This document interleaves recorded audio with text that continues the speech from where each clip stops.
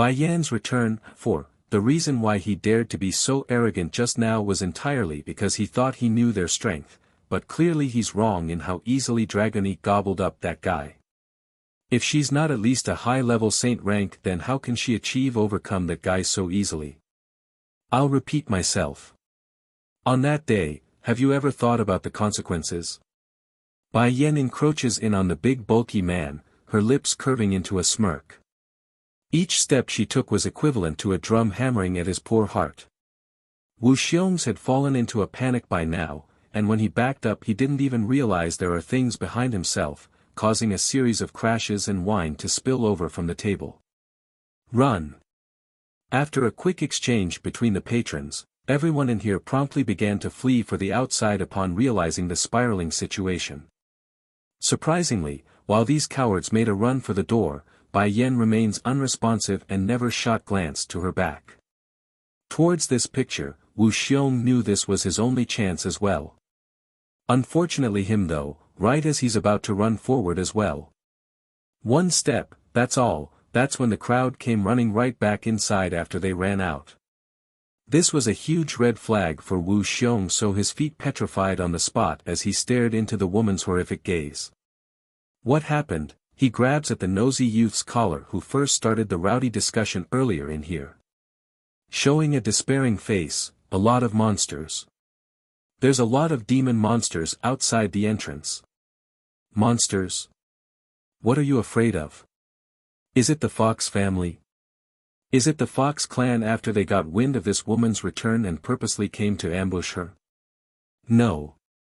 It's not the Foxes. What? Wu Xiong was stunned. If it's not he Foxes, then who can it be? Wing clan, it's those monsters from the Wing clan. There are a lot of them. They've surrounding the whole tavern.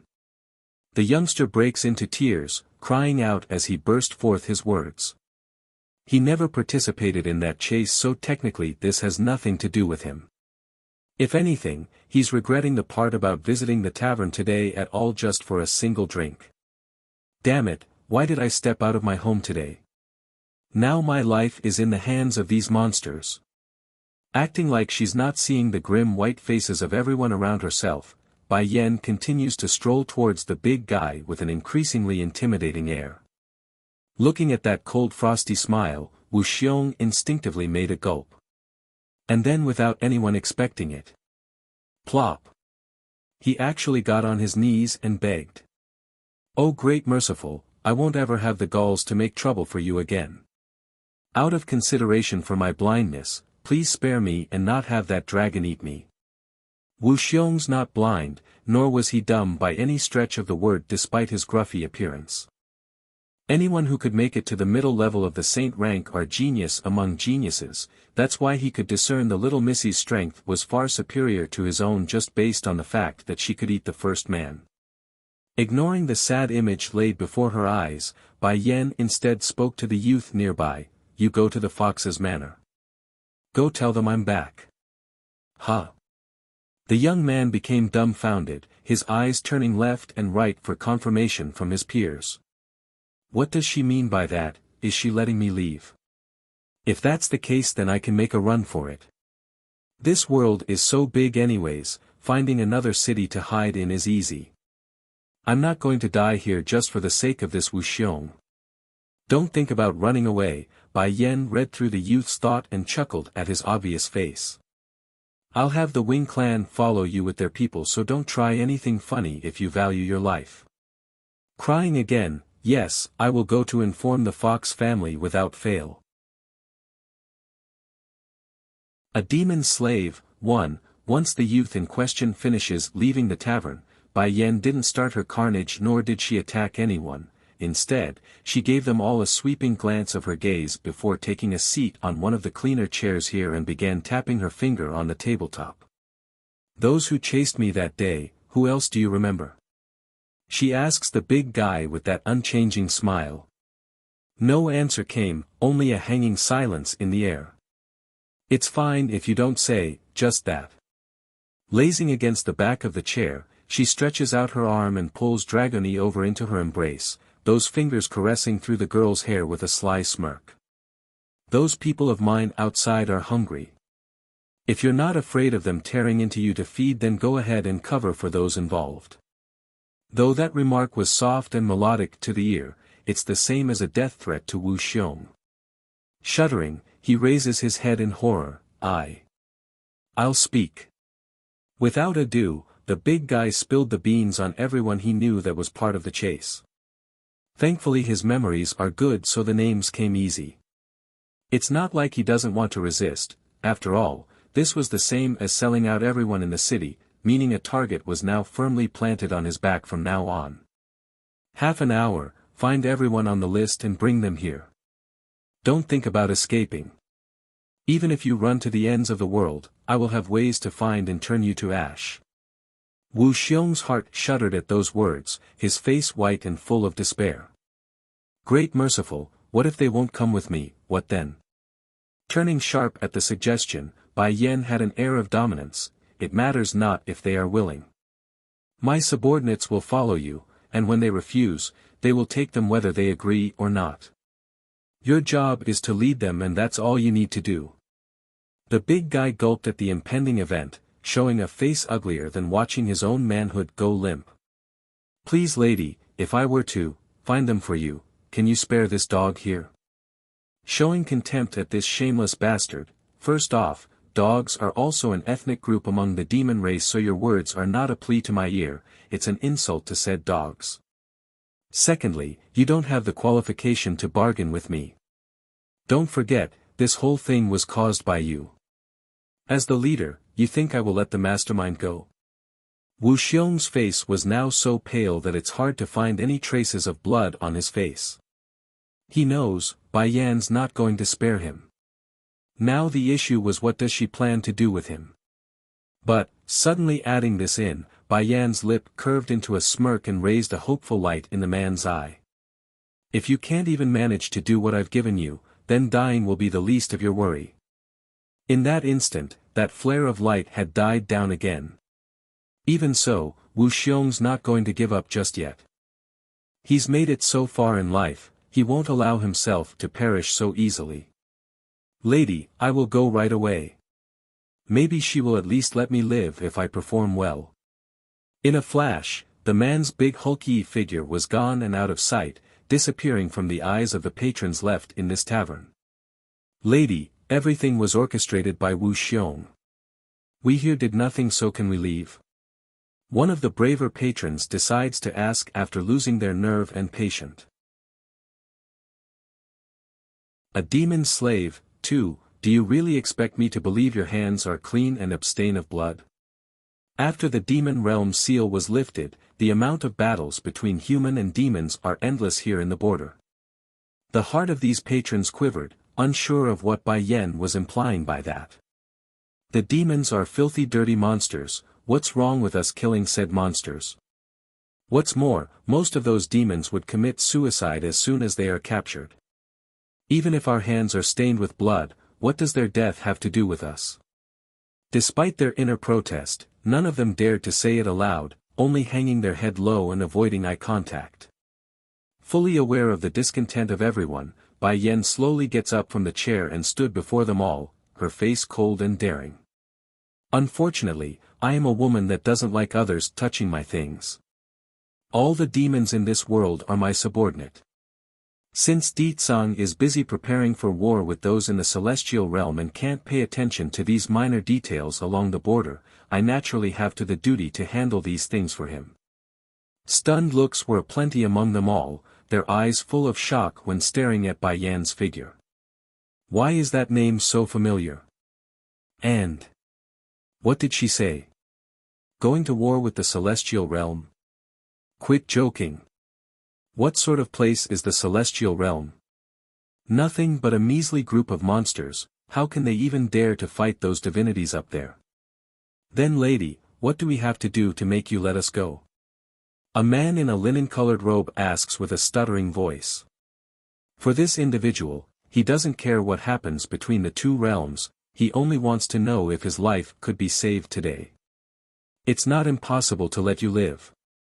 Whatever you owe the demon race will be repaid using your own life as slaves. For generations and forever, you and your descendants will never escape that debt. A debt must be repaid, and a blood debt must be repaid with blood or life. In Bai Yan's view, the entirety of the demon race are her subordinates. If they commit a wrong, then it's her right and duty to punish them, but others are not permitted to touch them unless she allows it. What's more, it's undeniable that she holds partial responsibility for the perished demons here at the border. They died while fighting for the sake of the demon realm, and it's her careless remark to Ditsang who started the whole war. Oh lady, you might as well just kill me then. The linen-robed man made a crying face, be slaves to the demon race, and my descendants as well. She might as well just outright kill me, that way I will be happier. Crossing her arms around the chest, Bai Yan arches a brow. Dragony, is the man you swallowed still alive in your belly? Ugh hi, blinking her eyes in confusion over the sudden inquiry, Dragony answers honestly without any forethought on how terrifying her words were. Yes mother, he is still alive. Without anyone helping me, I have only digested his leg. Can you spit him out? Bai Yan asks. She's an obedient and good child. Using action to show this, the little missy's mouth slowly grew larger and larger until it's big enough to cover her whole body. Then with saliva and blood, the perverted man from before was spat out in one single throw-up. In this second, not a single thing dared to move. It's so quiet that even a needle dropping on the ground could be heard. The reasoning? It's because the perverted man from before was now laid before their eyes, and just like the little missy said, only the leg was digested and those sparkling white bones were free for all to see.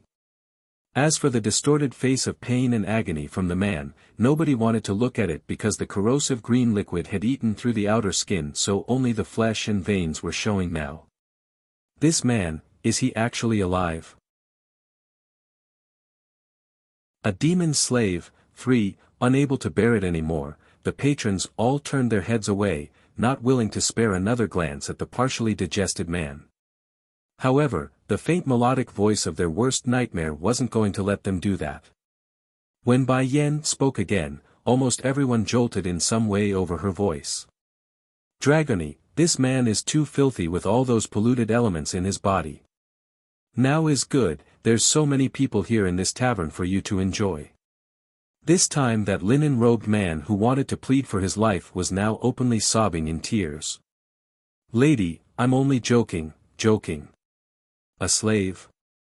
Those from the celestial realm aren't taking us as people anyways, being a slave is no different. Please don't let her eat me. What's there to fear in death? Nothing, only a split moment of pain before it's over. But going in this fashion, being slowly digested and corroded alive? That's too much to take. This person just couldn't accept such a fate. Dragony unfortunately didn't understand Bai Yan was only using her as an intimidation, so her outburst was that of grievance and unwilling. Mother, I won't eat this man since he's going to be your slave, but can I eat the others here? I've been hungry for so many days already. Didn't that Grandpa Fei feed you while I was in closed-door training? She asks with a warm and kind face, totally different from when confronting these other humans. The little dragoness shakes her head pitiably. Be good, we will get you whatever you like once we are done here. Giving the young missy a rub on the head, her attention promptly swept back to her targets. As for these people, you can go ahead and eat anyone who disobeys, no need to spit them back out. The tavern patrons all shuddered for the umpteenth time today. They all had a dreaded look on their faces, which quickly changed to despairing acceptance once they finally looked down to the wriggling mass of flesh and bone on the floorboard. Mistress, I am willing to be your slave, please spare me. Oh, I don't want to be this little girl's food, I'm very good, please don't let her eat me. Whatever resistance they had was now gone, their willpower shattered from the repeated blows of shock and great scare. This method of death, it's too cruel, too cruel. No, Bai Yan faintly chuckles at their misconception, your mistress and master aren't going to be me, it's the demons as a whole. You lot are going to serve them all for the rest of your lives. This world has always followed the natural order of strong eating the weak. Back then demons are inferior to humanity, so they could only be hunted for their skin, core, and flesh in exchange for material wealth. Well, now things have changed and it's time she got things in order to balance the unequal exchange. Mother, the little missy timely tugs at her sleeve, those eyes bright and worried. Don't be sad, mother, I will help you protect the demons of this world. Moved by how filial her goddaughter was, Bai Yen couldn't help but give the girl's cheek a pinch to show how much she adores this appearance from Dragoni. A demon's slave, 4, okay. In this life, the only ones she personally took action to kill was that snake and the first elder's goddaughter, and that's only because both women wanted to either do her son harm or frame herself. As for those ancient creatures inside the holy domain, they're nothing but illusions created by the great being who first managed to construct the secluded dimension. Pity though, these humans are different from herself. They never showed mercy to the demons, only greed for material wealth when hunting others, and that's something she already confirmed by tasking Fei Yi to probe the reasoning for the main conflict here in the border city. Dragoni, I remember there is another kind of contract between humans and demons, that is the anti-contract, correct? It's true human beings are able to contract various demons through a forceful ritual, but it also means it could work vice versa. The only real prerequisite was to have the demon be stronger than said human during the process, hence the common practice of the one commanding the ritual to always be stronger. Curling those little brows, Dragoni muses for a moment before answering, I've just searched through my memories, I think there is such a contract, mother. Good then, Bai Yen pleasantly smiles, go ahead and use the anti-contract on these people. I want them to be the demon's servant for the rest of their lives. The people in the pub were appalled by the demand. They originally thought their enslavement only meant servitude like a lord to a subordinate, not something drastic like becoming a demon's familiar. Yen, contracts are divided into 3 types, equality, servitude and slavery. Mo Li Shang decides to join in to offer his insight. Equality is of course when both sides enter into a mutual contract on fair terms.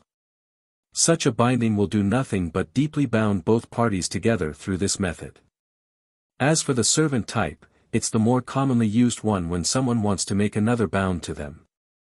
However, once the master's soul is destroyed, the servant in question will also die. Bai Yen didn't question the authenticity of that knowledge. Shi and Ditsang are also in a contract, the equality type, while Tsing Yi and Little Rice are in the secondary kind of servitude. As for the last slave type, it's the harshest of them all. Whatever the master says, the slave must obey the order to the teeth. If defied, the pain they would experience is worse than death itself, or so that's what they say. Mo Li Shang then casts his examining gaze across these people, that face showing no pity. I believe the slave type is perfect for this bunch, after all, they've killed so many already, so it's only right they pay for their crimes.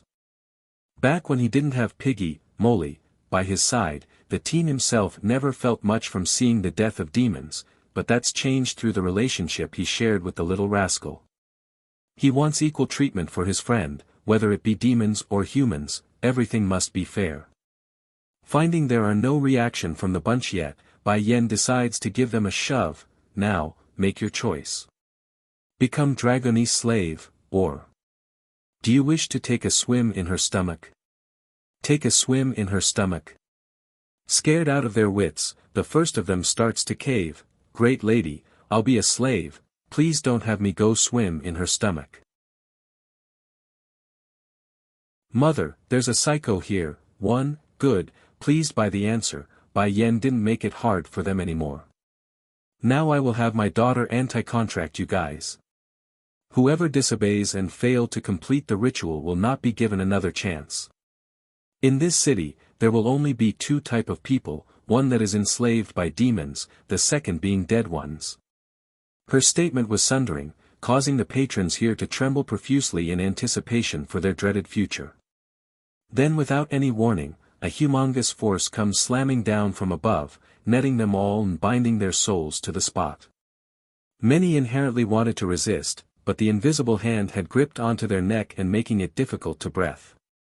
Fortunately, this uncomfortable sensation passed quickly.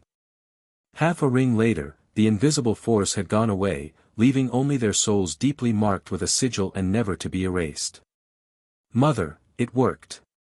Dragony happily confirms her success by throwing those arms around the woman's leg. These people are my slaves now. Well done, Bai Yen answers that glee with a pat of the head. After we are done here, I will reward you with a hearty meal tonight. Is it made by mother? The little missy asks with hopeful light in those blinking eyes. Aha, Bai Yen nods with a smile and garners a burst of giggling joy from her daughter. Brother Highness said mother's cooking is the best, better than those chefs at the restaurant, but because he said it's too hard on mother that he doesn't ask for it every day. Warmed by that little bit of knowledge, Bai Yen didn't question the authenticity of those words. After all, the little steam bun has always been the lovable son that she loves. In her view, the greatest thing to happen to her was to give birth to the boy. Lady, we've all listened to your demand, can we leave now? The one speaking showed a flattering face with no hint of deception. However, Bai Yan's cold returning stare had scared him so hard that he immediately shuts up.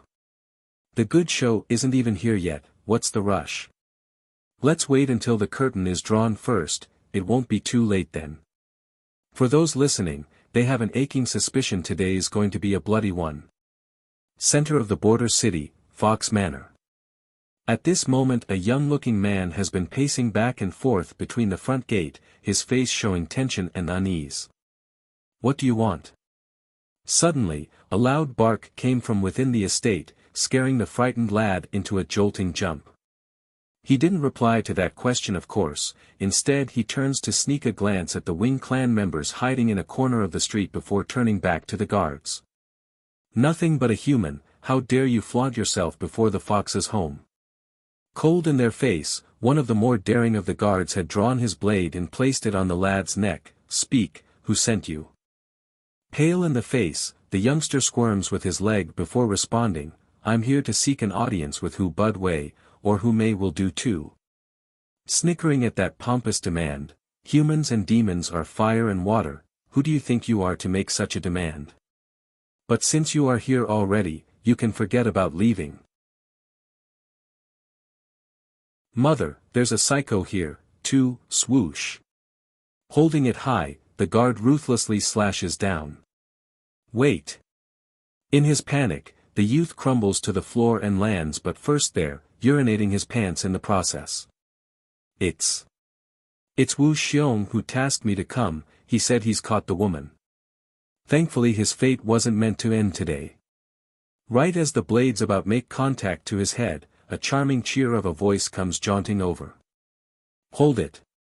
Wearing a long pink dress, this lady had the most mesmerizing charm of a seductress. I'm saved. The young lad thought, both fearing and relieved of this woman's entry. Truth was, he had originally wanted to say it was Bai Yen who sent him here, but upon realizing the folly of that answer, he swiftly changed it to the big bulky man's name instead. Who would willingly walk into a trap? No one, that's who, not those clever enough anyways. The woman you're talking about, is she dressed in red and is surrounded by a little dragon girl? Gently frowning, Hu Mei asks with a low voice. Yes, it's her. He nods in a hurry. The woman isn't dead after entering the demonic mountain range. The fox lady's heart sank at the thought and causes her hand to reach for the jade pendant around the waist. She may have been lucky enough to come out of the mountains, but as soon as she did so, Wu Xiong had captured her after his men became aware.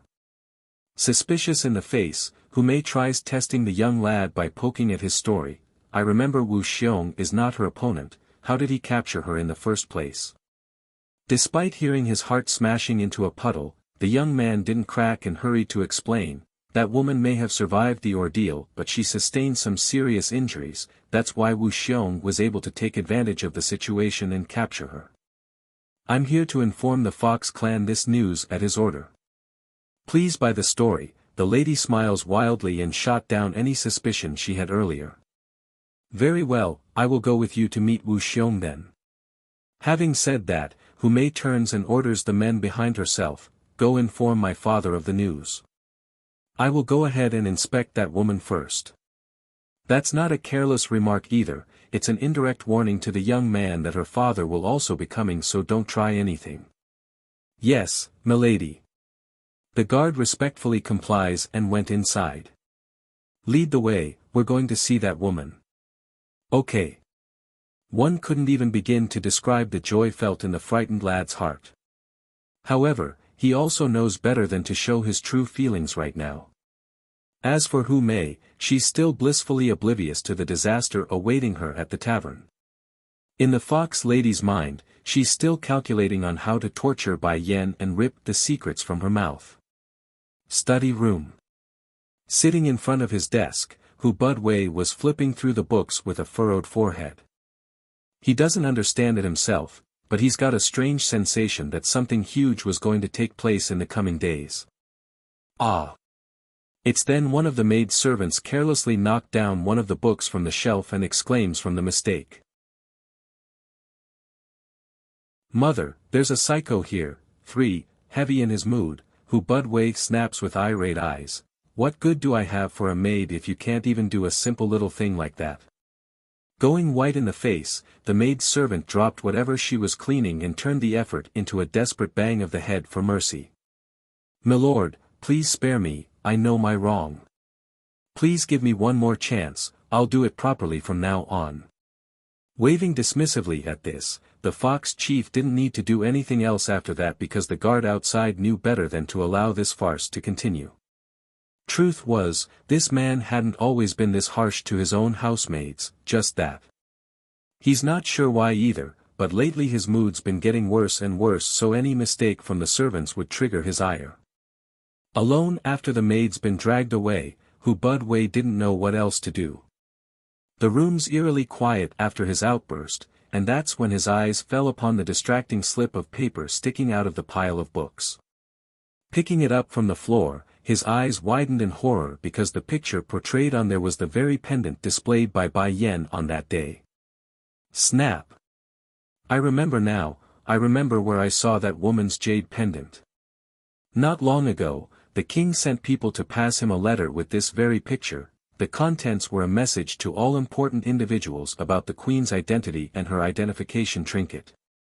But that day he's already decided to come to this border city, hence his reasoning for tossing the material aside for later memorization. However, that plan became lost the following day due to unplanned events. It's no secret the Fox clan, including its branches, are all very strong demons due to its relation to the royal family. Unfortunately, that doesn't help in any way regarding their fatal weakness of having short memories. So, when shown this picture of Bai Yan's pendant again, Hu Budwei's head flew into a despairing outburst of despair and rage. Someone come, bring the second miss to me this instant. A guard outside comes in a hurry again and kneels in respect. Chief, the miss went out already. I don't care where she went, go get her right now. He snaps in fury. Hu Mei was his second daughter, and also his pride, that's why he never questioned her made-up story. Now to be thrown the truth of pure deceit and treachery, it's unforgivable in his eyes because it's no longer a simple little mistake of trying to seduce Di Tsang anymore, it's harming and attacking the royal family. Chief.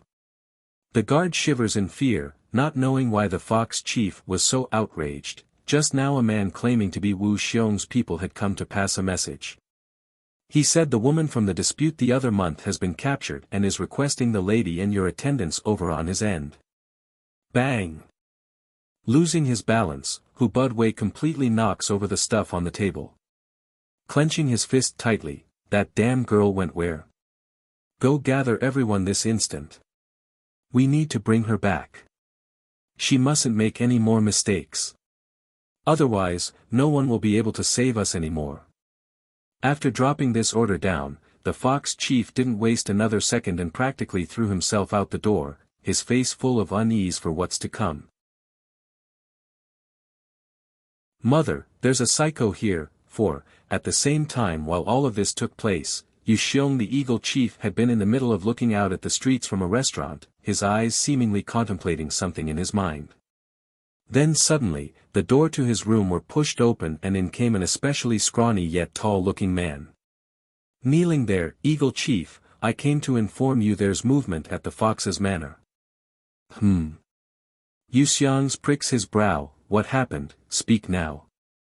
Just earlier someone went to find Hu Mei, saying they've caught the woman from a month ago who fled into the demonic mountain range. She's currently rushing over to verify the truth of that news. The mountains? Isn't this stretch of the mountains the territory of the Wing clan? Musing over that knowledge, he paces back and forth a bit before speaking again. I just saw a lot of the Wing clan members coming through in the city, can it be? It's related to the Queen. There's no mistake, it's very likely they're talking about the Queen. Go. All serious in his face, the Eagle Chief was rearing to get into the action. We're leaving now. The Queen is waiting for us. Yes, Eagle Chief. Since the Wing clan was ranked among one of the strongest ethnic races in the Demon Realm, similar to the Dragon clan, it's bound to raise some ruckus when they made a move today. The demons in the border city were quick to pick up on this, of course, that's why they sent their own spies to investigate the matter. However, before they could get a proper answer from their own men, the eagles also began to move. Now that's a huge red flag for the rest of the demon clans, and they could smell the unusual air even from afar. To be perfectly clear, the humans living in this border city were nothing compared to the number of demon forces amassed at the surrounding lands.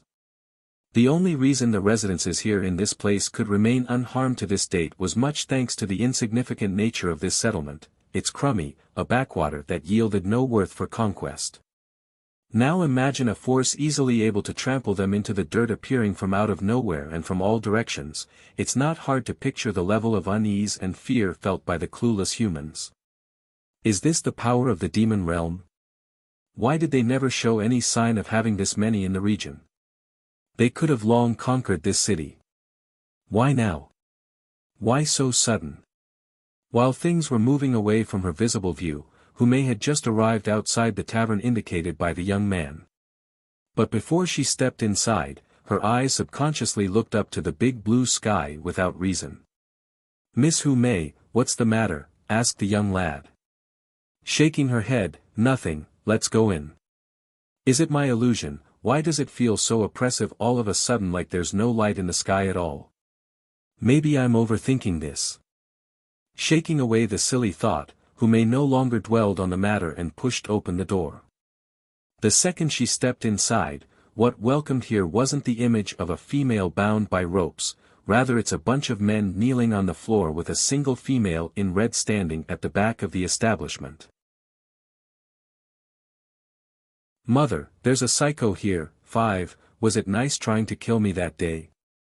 Bai Yan asks with a heavy smirk. Hu Mei's face went greatly white. Turning to the young man, she grits her teeth in rage. Did you not say this woman was caught by Wu Xiong? How dare you deceive me? Ignoring the death glare, the person instead hanged his head low and walked over to Bai Yan's side for safety. If I didn't say it like that, would you have come? You, steaming red in the face, she turns back to the mastermind in question. If my father can chase you till you're fleeing into the mountains that day, he can do it again today. That made Bai Yan burst out laughing this time. Your words. Wu Xiong also said the exact same thing earlier, and look, isn't he kneeling there begging for mercy now? Wu Xiong. The fox snarled, he is only a mid-level saint rank. In comparison to my father, he's nothing. But if you are willing to give me that jade pendant in your hand, then I can consider sparing your life. As long as there's no pendant, then it's pointless if she claims to be the king's savior. There's no proof, so no one's going to believe her. Bai Yan could care less about why this deceitful fox wanted to eye her jade pendant, however, it did raise her intrigue. Raising a brow, her shallow smile beamed with cunning glee. Give you my jade pendant? That's not impossible. If you come over here in person, then I'll give it to you. That immediately rouses a huffing grunt from the fox. Is this woman taking me as a stupid fool? I'm obviously not her opponent. If I go over there then it's no different from going to my doom. Great lady, mistress, a middle-aged man snails forward and shows an ugly-ass smile in front of Bai Yan's feet.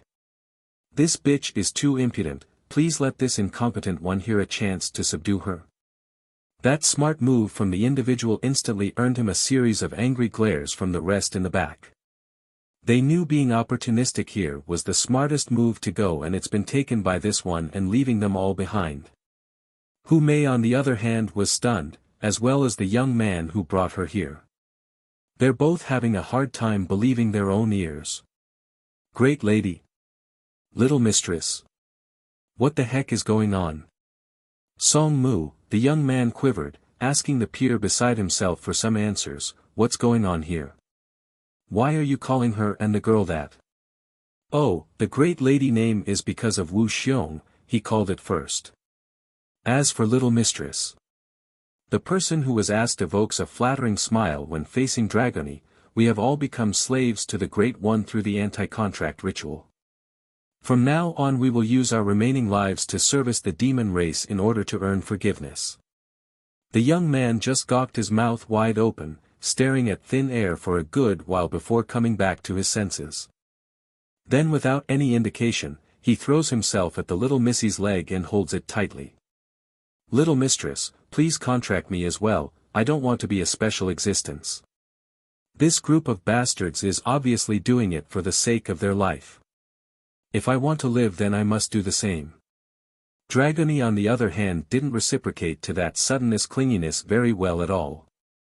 Jumping backwards, the little missy's face was full of panic. Mother, there's a psychotic pervert here. Little mistress, please have some mercy and contract me, I really don't want to die. Get away from me. With extreme fear, she directly stomps the young man away and hid behind Bai Yan's body, her face all aggrieved and puffing like a little child. Mother, there's a psycho here. 6. Mother, these humans are so scary. This is the first time I met someone who will cry to be our slave. Is he crazy? Caressing her chin, Bai Yan had to wonder the same thing. I speculate he is. Don't worry about it, okay sweetie, just keep away from this sort of people lest they infect you. Okay, I'll listen to you mother and stay away from this guy. The casual conversation between the girls only made the young man even more anxious. He's too afraid they would kill him right after they're done with him. Hu Mei on the other hand was infuriated by the picture. Biting her lower lip, that body shakes uncontrollably due to the broiling emotion. Father tried for so many months and can't get these stubborn humans to surrender, yet this filthy witch can make them submit after she spent how long here. Numerous ideas and schemes flickered through the fox lady's mind, but in the end the only thought that won out was to flee. She's not delusional. Hu Mei knows the tide has changed and it's Bai Yan who holds all the cards, or at least until her father arrives. Are you thinking about how to delay until your father comes? Getting into a lazy posture, a sly smile creeps into Bai Yan's face, but since I dare to come back, it means that your fox family can no longer threaten me. Sweetie. That one cry was all that's need to summon the little missy who was still acting all fearful mere seconds ago. But instead of a frightened face, Dragony had on an angry face as she shot death glares over to the fox lady standing at the doorway. You evil woman tried to hurt my mother, I'm going to kill you today. Mother said I can't eat people carelessly, so killing her shouldn't be a violation of that rule. Increasing her momentum, a huge gust of wind began erupting out of that tiny body, causing some of the less sturdy to tumble backwards.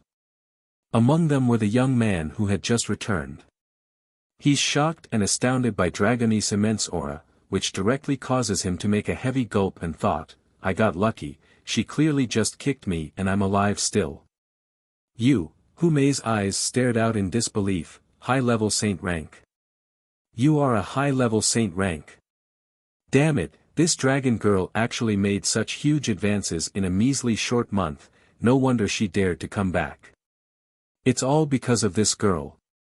I'm going to kill you. Dragony began to close the distance with each encroaching step. Under that oppressive air, the fox lady fearfully stepped back as well.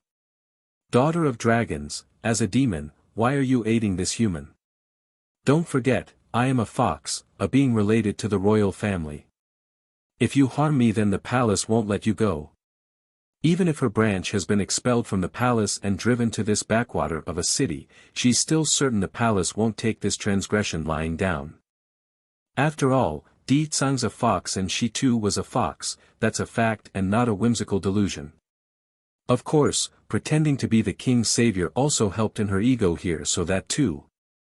Acting like she's deaf to the threat from the other end, the little missy huffs a snort and began to release her might in full, shrouding and crushing the fox in suffocating agony.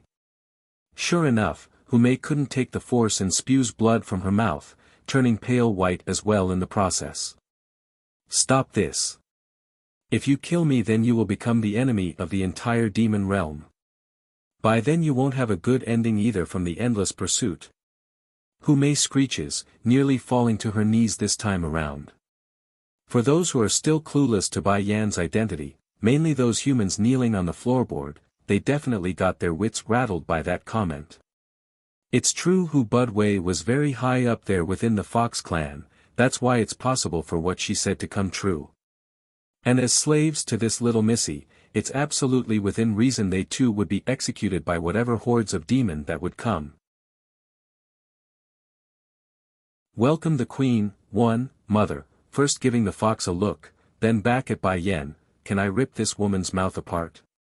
She dares to threaten you and I don't like that. Leaning back against the chair again, Bai Yan crosses her leg lazily, if it makes you happy sweetie. Blooming into a brilliant smile upon getting permission, Dragone's eyes were innocent and lovely. However, to Hume who's about to feel the full wrath of that might, it's akin to a true monster grinning at herself, ready to tear into her flesh and devour her soul. Boom! It's then without indication, the door to the tavern were blown apart and a resulting force nearly sent the fox lady flying forward. Fortunately her balance was good and she didn't completely hit the ground, even so, the stinging pain on her back had caused her face to twist in frustration when turning around. Uncle you're here. This woman is going to kill me, you have to save me.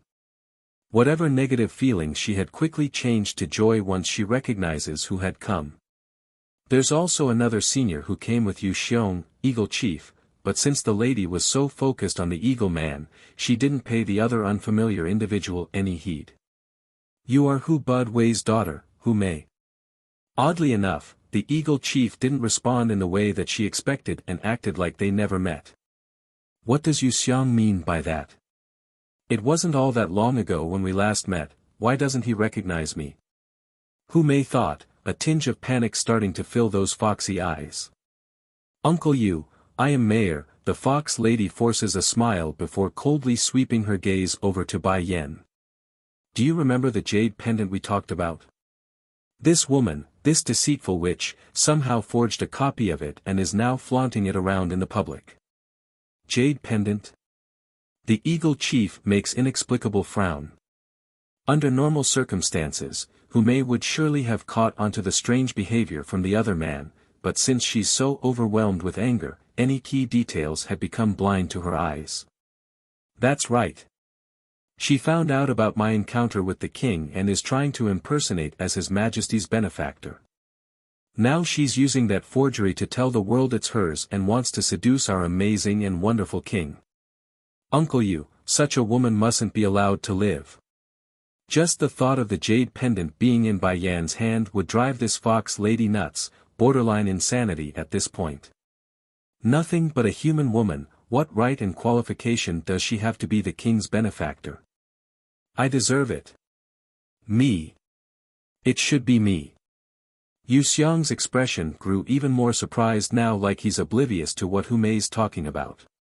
A humph, the random old man next to him makes a cough. Yu Xiong, when did your clan start to socialize with the Foxy family here? And what's the deal with the jade pendant and being the king's benefactor, what's this all about? The old senior's aggressive gaze then swept over to the fox lady, that face growing dark and threatening. This woman really has some gals to forge the queen's very own identification token. Does she take the world as fools and she's the only smart one? The Eagle Chief didn't want to continue with this conversation as well and barks out, "Miss, I don't know what you're talking about, nor have I ever met you before. Welcome the Queen, too, quit joking around." Back then I only said those words to hustle some details out of her, as if I would be stupid enough to admit on the spot. If the king finds out then my clan will be screwed. The Eagle Man bitches inside, dreading the slim chance the Eagles would also be implicated due to this wench. "Uncle you." Cracking in her heart, who may forces a smile so she doesn't look so bad, "Forgive my lack of understanding, you clearly that day. When have the Eagles become associated with traitors? Please be more respectful, I have nothing to do with you or your family." Hands crossed behind his back, the Eagle Chief huffs a grunt and pulls the forged pendant out of Hu Mei's hand using his power, causing it crumble into dust in the air. There's dismay in the Fox Lady's face now. She couldn't believe what she's seeing or what the Eagle Chief has done. "Someone come, subdue this criminal." Yu Xiong coldly orders. In an instant, several heavily armored men with eagle beaks had come swarming inside the tavern, their weapons firmly aimed at the fox while the unarmed rushed ahead to pin her to the ground. "Uncle Yu, what are you doing? My father won't let you go if you touch me." Hu Mei grits her teeth as she yells out with reddening eyes. "This asshole is only picking on me because my branch of the Fox clan has been exiled, otherwise he would never try something like this. Ha ha ha, your father can't even protect himself and you still have the nerve to threaten me?" Yu Xiong bursts out laughing, his voice mocking and sarcastic. "Aren't you a bit too stupid in the head if you still can't figure out why?" Hu Mei's face went white.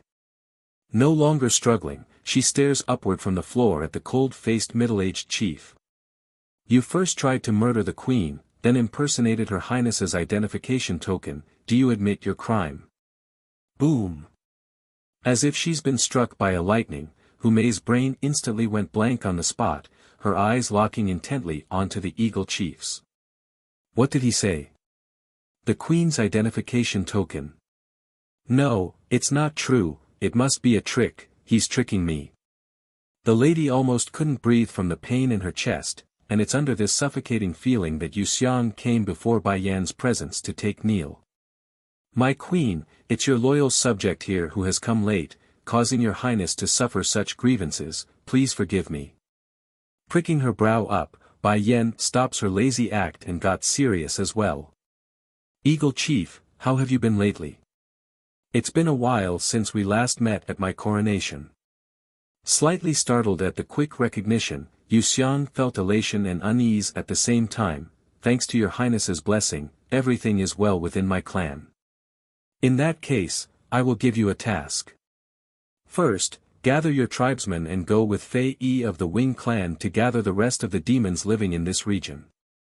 Second, I want to search for a teenager by the name of Bai Xiao. I heard he was in this area not long ago." "Yes, my queen." Getting up from the floorboard, Yu Xiong respectfully complies. "Uncle Yu, you're lying to me," muttering to herself in an incoherent manner, Hu Mei's expression becomes hysterical. "She is the queen. How can she be the queen? You are lying to me. Please tell me you are lying to me. I have never offended you in any way, why are you doing this to me?" When it came to the last bit of her sentence, there's a heart-wrenching tone like she's about to pass out. "Welcome the queen, free, I said it before that my mother's the queen. You didn't believe us and swept us away, humph. Then when my mother pulled her pendant to prove herself, you also claimed it was a fake and wanted to hit me as well. Even worse, you later attacked us with those people and drove us into the mountains. Thankfully the Wing clan's elder recognizes my mother, otherwise we would have been in danger." Fei Yi's expression grew a shade wider at the implication of the Missy's word. "Queen, please believe me. Even if I didn't recognize you, I would have identified you through the jade pendant. I would never be as stupid as that Hu Bud Wei." Despite the old senior's pointless worrying, Bai Yan never had any intent to blame him. It's just him overthinking it, after all, to be as dumb as Hu Budwei and his daughter, it would really take a miracle to find another pair in this backwater of a city. While Hu Mei continues to splutter on the floor, Yu Xiang on the other hand could only shake his head and sigh at this laudable outcome. Hu Budwei really is unfortunate. First it was his eldest daughter trying to drug the king so she can sneak into his bed, and now this younger one drives the queen away and threatened her life. A once-in-a-lifetime opportunity is ruined by jealousy. What a fate he has. It's then while the Eagle Chief was lamenting the twist in one's misfortune, a swift wind suddenly blows over into the tavern and appears a man wearing a light blue robe. This newcomer was no other Hu Budwei, who had rushed over after realizing his own folly.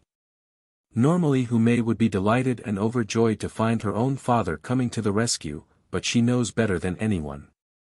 If it was a choice between the family as a whole, or a daughter, this man would without question pick the bigger body and abandon herself. Now instead of just fear and distraught on the face, the fox lady was despairing as well. Sure enough, Hu Budwei's head was thinking exactly that after scanning the tavern. He could recognize the Wing clan and Eagle clan. So I'm too late in the end. Tightly clenching his fist, he slowly inches forward in a trembling manner. Then before anyone could understand what he's going to do, the old fox plops to the ground and gets into a prostrating position. Queen, I was blind and foolish in failing to recognize you. Please, out of consideration for my loyalty to the demon realm, please spare my fox clan, he cries out with sobbing tears and snot. Not minding this little play, Yu Xiang takes this opportunity to grow his own existence. Pushing a chair over in a flattering manner, Queen, please sit. Bai Yan didn't mind this and brushed her skirt into a better position before taking a seat. When you chased me before, you weren't acting like this, were you? Hu Budwei went white at that little sly comment. First giving his own daughter an angry glare, he then reverted back to the crying man-child act. Queen, I was blinded by this stupid daughter of mine, that's why I didn't know you were the queen. If I had known, I would never have done what I did that day. That is to say, if I wasn't the queen then you would have killed me, is that it? Asked Bai Yan with a cold smirk. He was stumped for a response. It's exactly like she says. If Bai Yan wasn't the queen, this old fox would never feel he has done anything wrong. Welcome the queen, for, man and beast have always been old enemies, what wrong have I done? Fei Yi, Yu Xiang, listen well. Bai Yan's expression grew hard and expressionless. Everyone in the demon realm is my subject, it's my duty to secure your safety. However, I will not permit mindless carnage or destruction either. If humans attack you first, then I will not care even if you retaliate with 100 times the force. In fact, I will also help you with the act. On the contrary, I will not permit any hostility towards humanity without provocation. Anyone who does so on their own will be expelled from the demon realm and never to return. She couldn't control demons from elsewhere in this world, but the ones under her watch must abide by her rules. In her past and present life, anyone who doesn't cross her won't be harmed, but if they do cross her then it's a retaliation of everything she's got, no exception.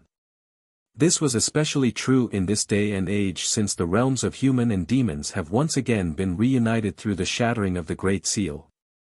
Bai Yan's not going to let others murder the innocent and weak. Of course, this logic also applies to said demons. If humanity attacks her subjects then she too would attack in full. Fei Yi and Yu Xiang inwardly trembled with shock over the promise. Hurrying to bow their heads, your subjects are here to abide by your highness's will. Good, send my orders out.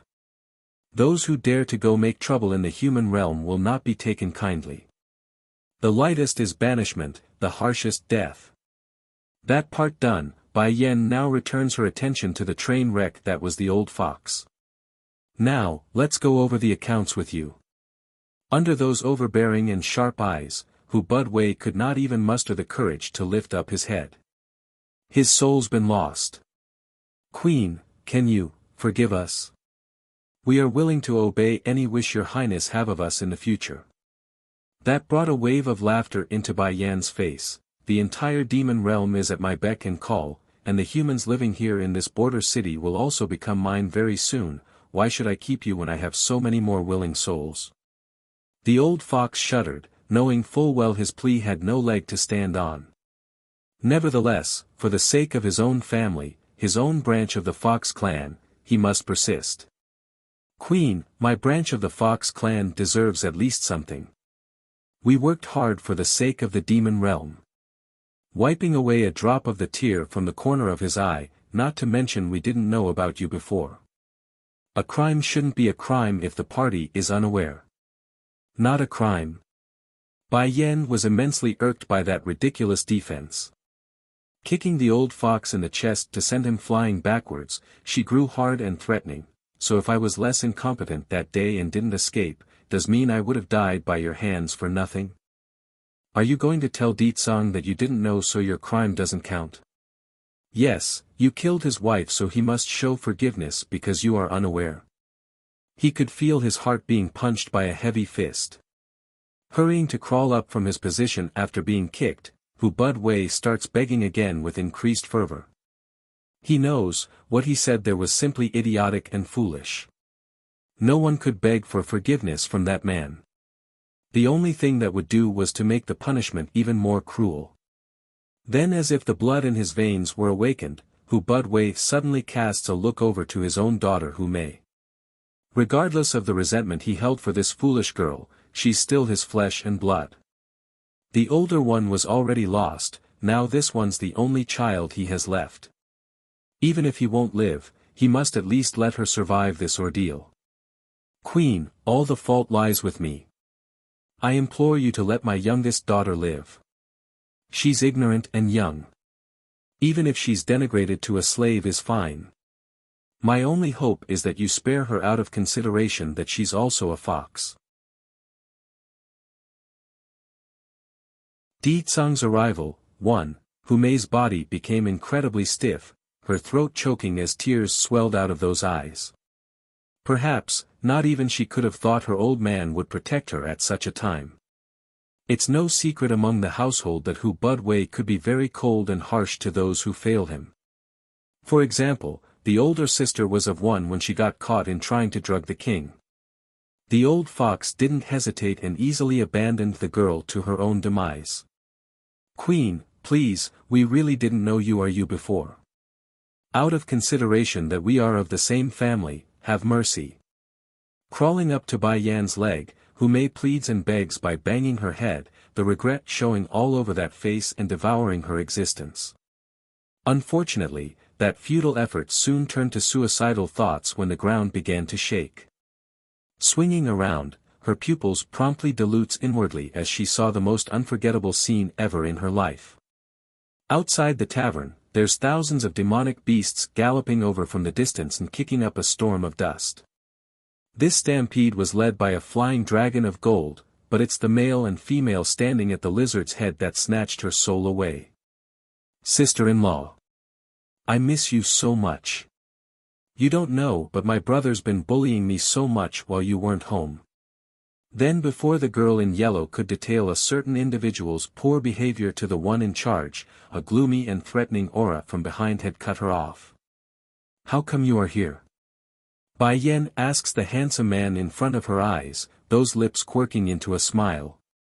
Not answering, Di Tsang's first act was to pull his wife into a tight embrace before speaking. He's far too possessive and won't have it any other way. Why didn't you send someone to inform me about others trying to harm you? Breaking out into a chuckle, it's nothing big, why are you so worried for? You think I can't solve it by myself? Bai Yan has no intention of being a woman that could only hide behind their husband like a weak damsel in distress. If she's going to do something, it's going to be through her own efforts and struggle. Ignoring the displeasure from his wife and the focused attention from everyone nearby, Di Tsang went ahead to give her a deep French kiss between the lips to show his feelings. To this great demon lord, it's not a matter of trust or not, it's a matter of him being able to show off his manly ability as the husband. Towards the intimate picture of the pair, Hu Mei tried hard to hide her discontent by lowering that face from prying eyes. However, the clenching fists to the sides had given her away to the inspective person. It's not like this fox lady couldn't tolerate the king having multiple women in the harem, that's a given for any ruler, but to see the cold hard image she's had of Ditsang for all these years be shattered for the sake of a single human female was excruciating and crushing. Your Majesty. The members of the Eagle clan and Wing clan respectively kneeled. Compared with the shock of others, Di Xiao Wan, Demon Princess, had become immune to the pair of lovebirds' behaviors. She's calm and relished in the mood right now. Ditsang's arrival, too, half a ring later, Ditsang finally loosens his grasp and began caressing that silky black hair. These people, let me deal with them. Okay. Donning a brilliant smile, Bai Yan's beauty seems to overshadow even the world itself after being nourished. Letting go of his wife, the old fox now has the full attention of the great demon lord. Hu Bud Wei, is this how you assist my wife when I asked you to assist her? That voice was overbearing and oppressive, causing others to squirm in discomfort by merely being in his presence. Sire. I know my crime. You think a simple apology is going to make up for your crime? Expressionless on the face, even if I killed your entire clan here, it will still not make it for that mistake. Hu Bud Wei has fallen into despair. He knows, it's over. This dreadful and unmatchable king wasn't going to let his family go no matter what after that statement. Yu Xiang. Go pass my order. From this point forward, the Fox clan here in this border city are no longer my subjects, nor are they permitted to take a single step into the demon realm. Yes, sire, the Eagle Chief respectfully cups his hand in compliance. What about this traitor and his daughter? Ditsang's lip promptly curves into a sardonic smirk. Them. Throw the two into the dark dragon lair.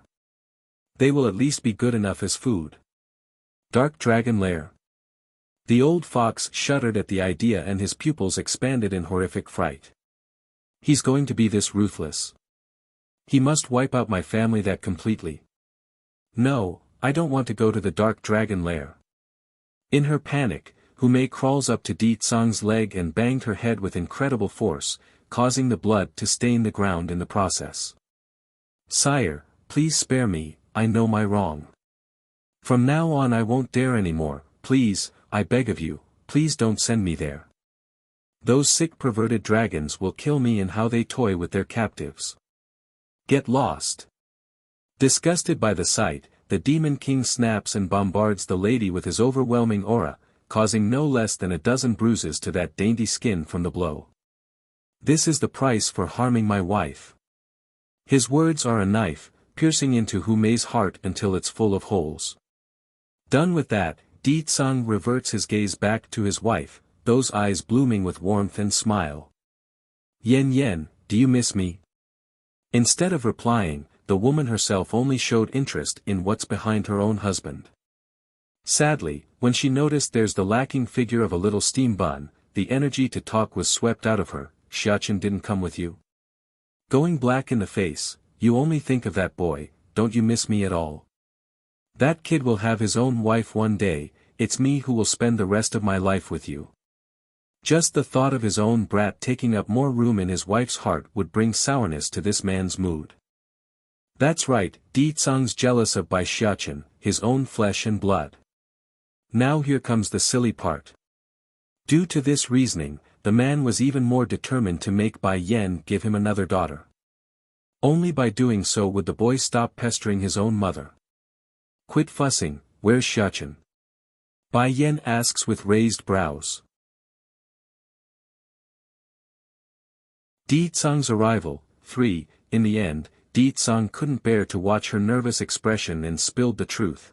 He is still inside that secret domain. Not out yet, her brow tightens further, is he in danger? I keep getting this uneasy feeling. Don't worry Yen, that kid is my son so he's not going to be in any danger, nor will I allow him to be in danger. Perhaps it's the confidence in his words, but Bai Yan's expression definitely eased up a bit until she could muster a smile. Since he is fine then I'm relieved, but I can't go back with you yet, I have something to deal with here first. No problem, I'll accompany you. No problem, I accompany you. Hu Mei was stung in the heart again for the second time. She's bleeding, both inwardly and outwardly through her mouth and heart from those words. Of course, this venomous image didn't slide away from the Eagle Chief's sharp eye. Who's the closest? Are you going to remove yourself on your own, or do you need me to drag you away? The king and queen is having a personal moment, they don't need traitors like you watching them. Closing her eyes in frustration yet accepting, Hu Mei eventually opens her eyes and left of her own accord. She's at least have that much sanity to know when to retreat, and just like his own daughter, Hu Budwei also scurried away when the Eagle Chief shot him a death glare. Border City. In between the time frame of a single day, the entire settlement has become occupied by demonic beasts from all direction. Naturally some wanted to resist, but before they could gather and muster the necessary forces to fight, they had already been roped up over to Wu Xiong's estate. Yen, the fruit of this city isn't very good, so please bear with them for now. Once the fruits from the demon realm ripens during this season, I will have someone bring a bunch over so you can enjoy them. However, this peach here is barely edible. Here, let me feed you. Di Xiaowan couldn't resist a twitch in her lip over this. Sure, this demon princess had long been used to their love-dovey exchanges, but this was too much. She's feeling a little embarrassed just standing there. How can someone like this be the demon realm's king? Is he not afraid of sister-in-law beating him? Likely aching to watch her own brother suffer at the hands of his wife, the princess heaves a long sigh and focused in on the pair. Unfortunately, the expected kicking or scolding never came, instead it was Bai Yan's lazy inaction as she swallowed the outstretched hand carrying the slice of peach with an enjoying smile. With gawking eyes, what's going on? Why is sister-in-law not getting mad at him? It's always been like that, what's changed? What did brother do to change her mind? In this instant, many thoughts and ideas spun within the sweet Dumbaklut's brain, mostly wild images of her brother shoe licking and pleading to get on Bai Yan's good side. However, one scary picture did jolt the girl back to attention. It was about herself. An image of Bai Yan and Di Tsang teaming up to bully her poor self in the future. No. No, I can't let this happen. Making up her mind then, Di Xiaowan was absolute in her resolution to not let Di Tsang tame his wife. Otherwise, a miserable future was all that awaits herself. Di Tsang's arrival, for, sister-in-law, the princess hurries to interject herself between the two bodies. You must be tired, so let me handle these people. There's no need for you to shoulder all this burden. While Bai Yan herself found this rather amusing and arched an eyebrow over the suggestion, the girl has already turned to those kneeling humans with a narrowed glare. So it's you despicable bunch here who joined forces with Hu Budwei in order to harm my sister-in-law. Wu Xiong could do nothing but shiver intensely. He didn't know what else to say in his own defense. Like seriously, who would have imagined some random lady on the middle street to be the queen of the demon realm? Talk about poking the hornet's nest. I didn't know who she was. Shut up. Di Xiaowan stabs her arms against the waist. I don't care whether or not you did it intentionally or unintentionally, you are dead regardless. Besides, how can my sister-in-law be wrong? It's you despicable bunch who tried to harm her. The more she spoke, the angrier she became and eventually stomped down at Wu Xiong's back like she's trampling a cockroach. If you dare to resist, then I'll have someone drag you away for disposal this instant. This sentence was frightening for the once arrogant big guy. Despite his squirming unwillingness, he kept his body still like a turtle and allowed that dainty leg to keep coming down. If only this guy was into certain fetishes, then he would be relishing in the pain alone. But he's not. This was a humiliation, a blunt and direct humiliation. I'm going to beat you to death, you bastard.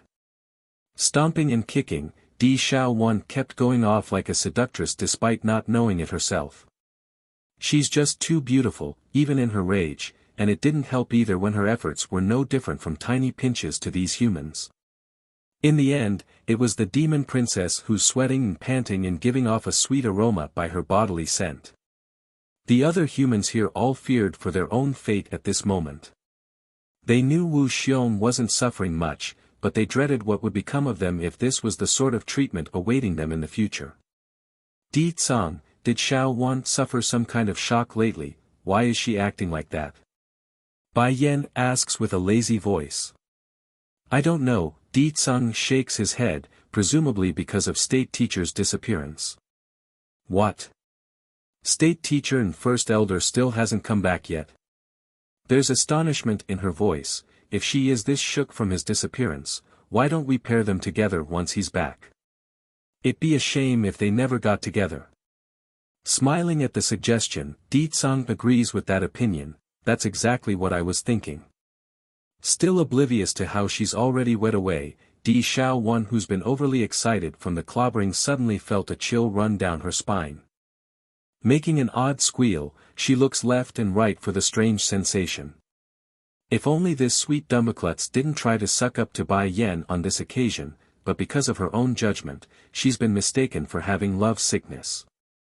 Now it's pretty much a given she's going to be state teacher's wife, just that no one could have guessed the sort of BDSM fetish running through this princess's blood. When the rest of the world discovered the truth, it would be years later, and her husband has already submitted in heart and soul to this seductress. A while later, Di Xiaowan finally found her endurance at the limit. Dragging Wu Xiong like a dead dog and not knowing he's acting, she grins with a broad smile at her own failed achievement. Sister-in-law, look. I've taught this asshole a lesson, now it's brother's turn to work. Here, take this first. Taking out a handkerchief, Bai Yan readily hands the item over. Don't let his filth dirty your hands, he's not worth it. City Subjugation 1. How are you liking this? Bai Yan asks, fully aware of the minimal damage felt by the big guy before turning over to the rest of the humans. I called you all here today to give everyone a chance to live. Losing all of the playful air, she becomes sharp and dominating with the aura of a ruler and leader. What does she mean? How is she going to let us live? Their hearts trembled, showing surprise and fear in the faces. Still smiling but more difficult to read now, I presume you all know what has happened today at the tavern. If you want to live, then be contracted by my daughter, if you don't, then become food for her belly. To live, there's only one path laid before them, and that's to become slaves. A cold shudder overtakes the humans here. They all turn to stare at the innocent-looking lass that's carelessly eating the fruits in hand, and they gulped. I. One of the captives wanted to speak up, but before he could, another voice interjects from the rear. Lady, some of us never took part in Wu Xiong's mess that day. It shouldn't involve us, so why did you summon us here? Narrowing her eyes, Bai Yan's sight quickly fell upon the owner of that voice. It's an old senior by the name of He Ling, one of the rare high-level saint ranks in this border city. Originally this He Ling was in the middle of cuddling with his little concubine in bed when he got dragged out of his home, that's why he's so disgruntled at the rudeness. Furthermore, there's no lie in his defense, he never took part in Wu Xiong's shenanigans, so why should he stay? How can there be nothing if I called you here? Bai Yan then leans against her own husband's chest, that face lazy and content. This border city is the closest settlement between the demon realm and celestial realm. As it so happens, I'm growing an interest on this place, so it's only normal I meet the leaders. He Ling's heart dropped, growing an increasingly sense of wariness. What do you mean by that? Isn't it obvious already? You and the rest of you old bones are to contract with my daughter. This border city will be mine. This woman, does she know what she's saying? This border city can't compare with the main forces of the two realms, that's true, but it's nothing to be scoffed at either. Based on what can she make such a demand? Without these demons by her side, she's nothing. He Ling thought, not fully willing to listen. Lady, you must be kidding, right? Slightly quivering due to the immense aura coming out of Di Tsang's body, the old fella didn't want to sound offending. Our border city belongs to the celestial realm. You are from the demon realm, why should we accept your rule? Beasts, whether of demon origin or celestial origin, has always been servile to humanity since ancient times. It was only after the establishment of the demon realm that those animals grew some backbone and began resisting the deities, hence the degrading opinion running through these humans. City Subjugation. 2. Staring down coolly at the man below herself, Bai Yen slowly rose from the chair, arm stretching out as she summoned up a frosty blade made of ice-cold bone. Then I'll show you now if I'm qualified to take over this city or not. In that split second as words came forth, that womanly figure also disappeared from view. He Ling didn't know where she went, but the instinct built through years of combat and experience told him he needed to turn around and deflect. And sure enough, he did by throwing out a palm strike of his own. Unfortunately for this once prominent leader of this city though, his efforts were futile. Squirts of spraying blood came squirting out of his hand when the blade pierced into his flesh and bone, causing the crimson-red liquid to splatter all over his own clothes. It's clear who's the victor here today. If He Ling didn't try to block there at the last moment, the bone blade would have been in his chest and not just in his hand. Understanding this possible consequence, an unnerved chill ran through the man's skin, turning his eyes vigilant and alarmed. Do you understand your own status now? Forming a smirk on her face, she scans the crowd to make sure they understood the meaning of her threat, or you can all come at me together at once, I don't mind either. Since these people had the intent to begin with, that suggestion instantly roused a stir among the unwilling group. There's a smudge of determination returning to their faces after losing some of their light. Lady, He Ling isn't wrong in what he said. We are denizens of the celestial realm, it's natural that we would be against the demon realm. These people were stupid enough to make a move against you so we didn't intervene, but if you want to conquer the entire border city then we will never agree. That's right. If you want us to be slaves to demons then we will never agree. Poof. Without any warning, a blast of searing heat fires over at the last person who spoke up, engulfing and incinerating his body until even his soul was destroyed by the flame. Eerily enough, the process had happened so quickly that no screams ever came from the individual, sending many into a frantic unease of fear and horror. That's right, the flame burned right down to the soul. If it was simple death then they could still have a chance at being reborn through the cycle of life, but what awaits them was clearly eternal damnation. Devil. This man is more evil than the darkest creature in existence. At least such things only torture or devour one's soul, not destroy it outright. They all gulped and stared at the silver-haired man sitting on the throne chair, their eyes haunted now. This included He Ling and the other high-level saint ranks present. Is there any more objections to my wife's decision? Lazy and bland in his interest, Di Tsung asks with an air of melancholy. They had long heard of how cruel and ruthless this demon king was, but it's far beyond their imagination. Yet, they seem to have forgotten how cruel humanity too have been towards the various creatures of this world. Hunted for their fur, for their flesh, for their cores, anything of value would be sought after by humanity regardless of their origin or background.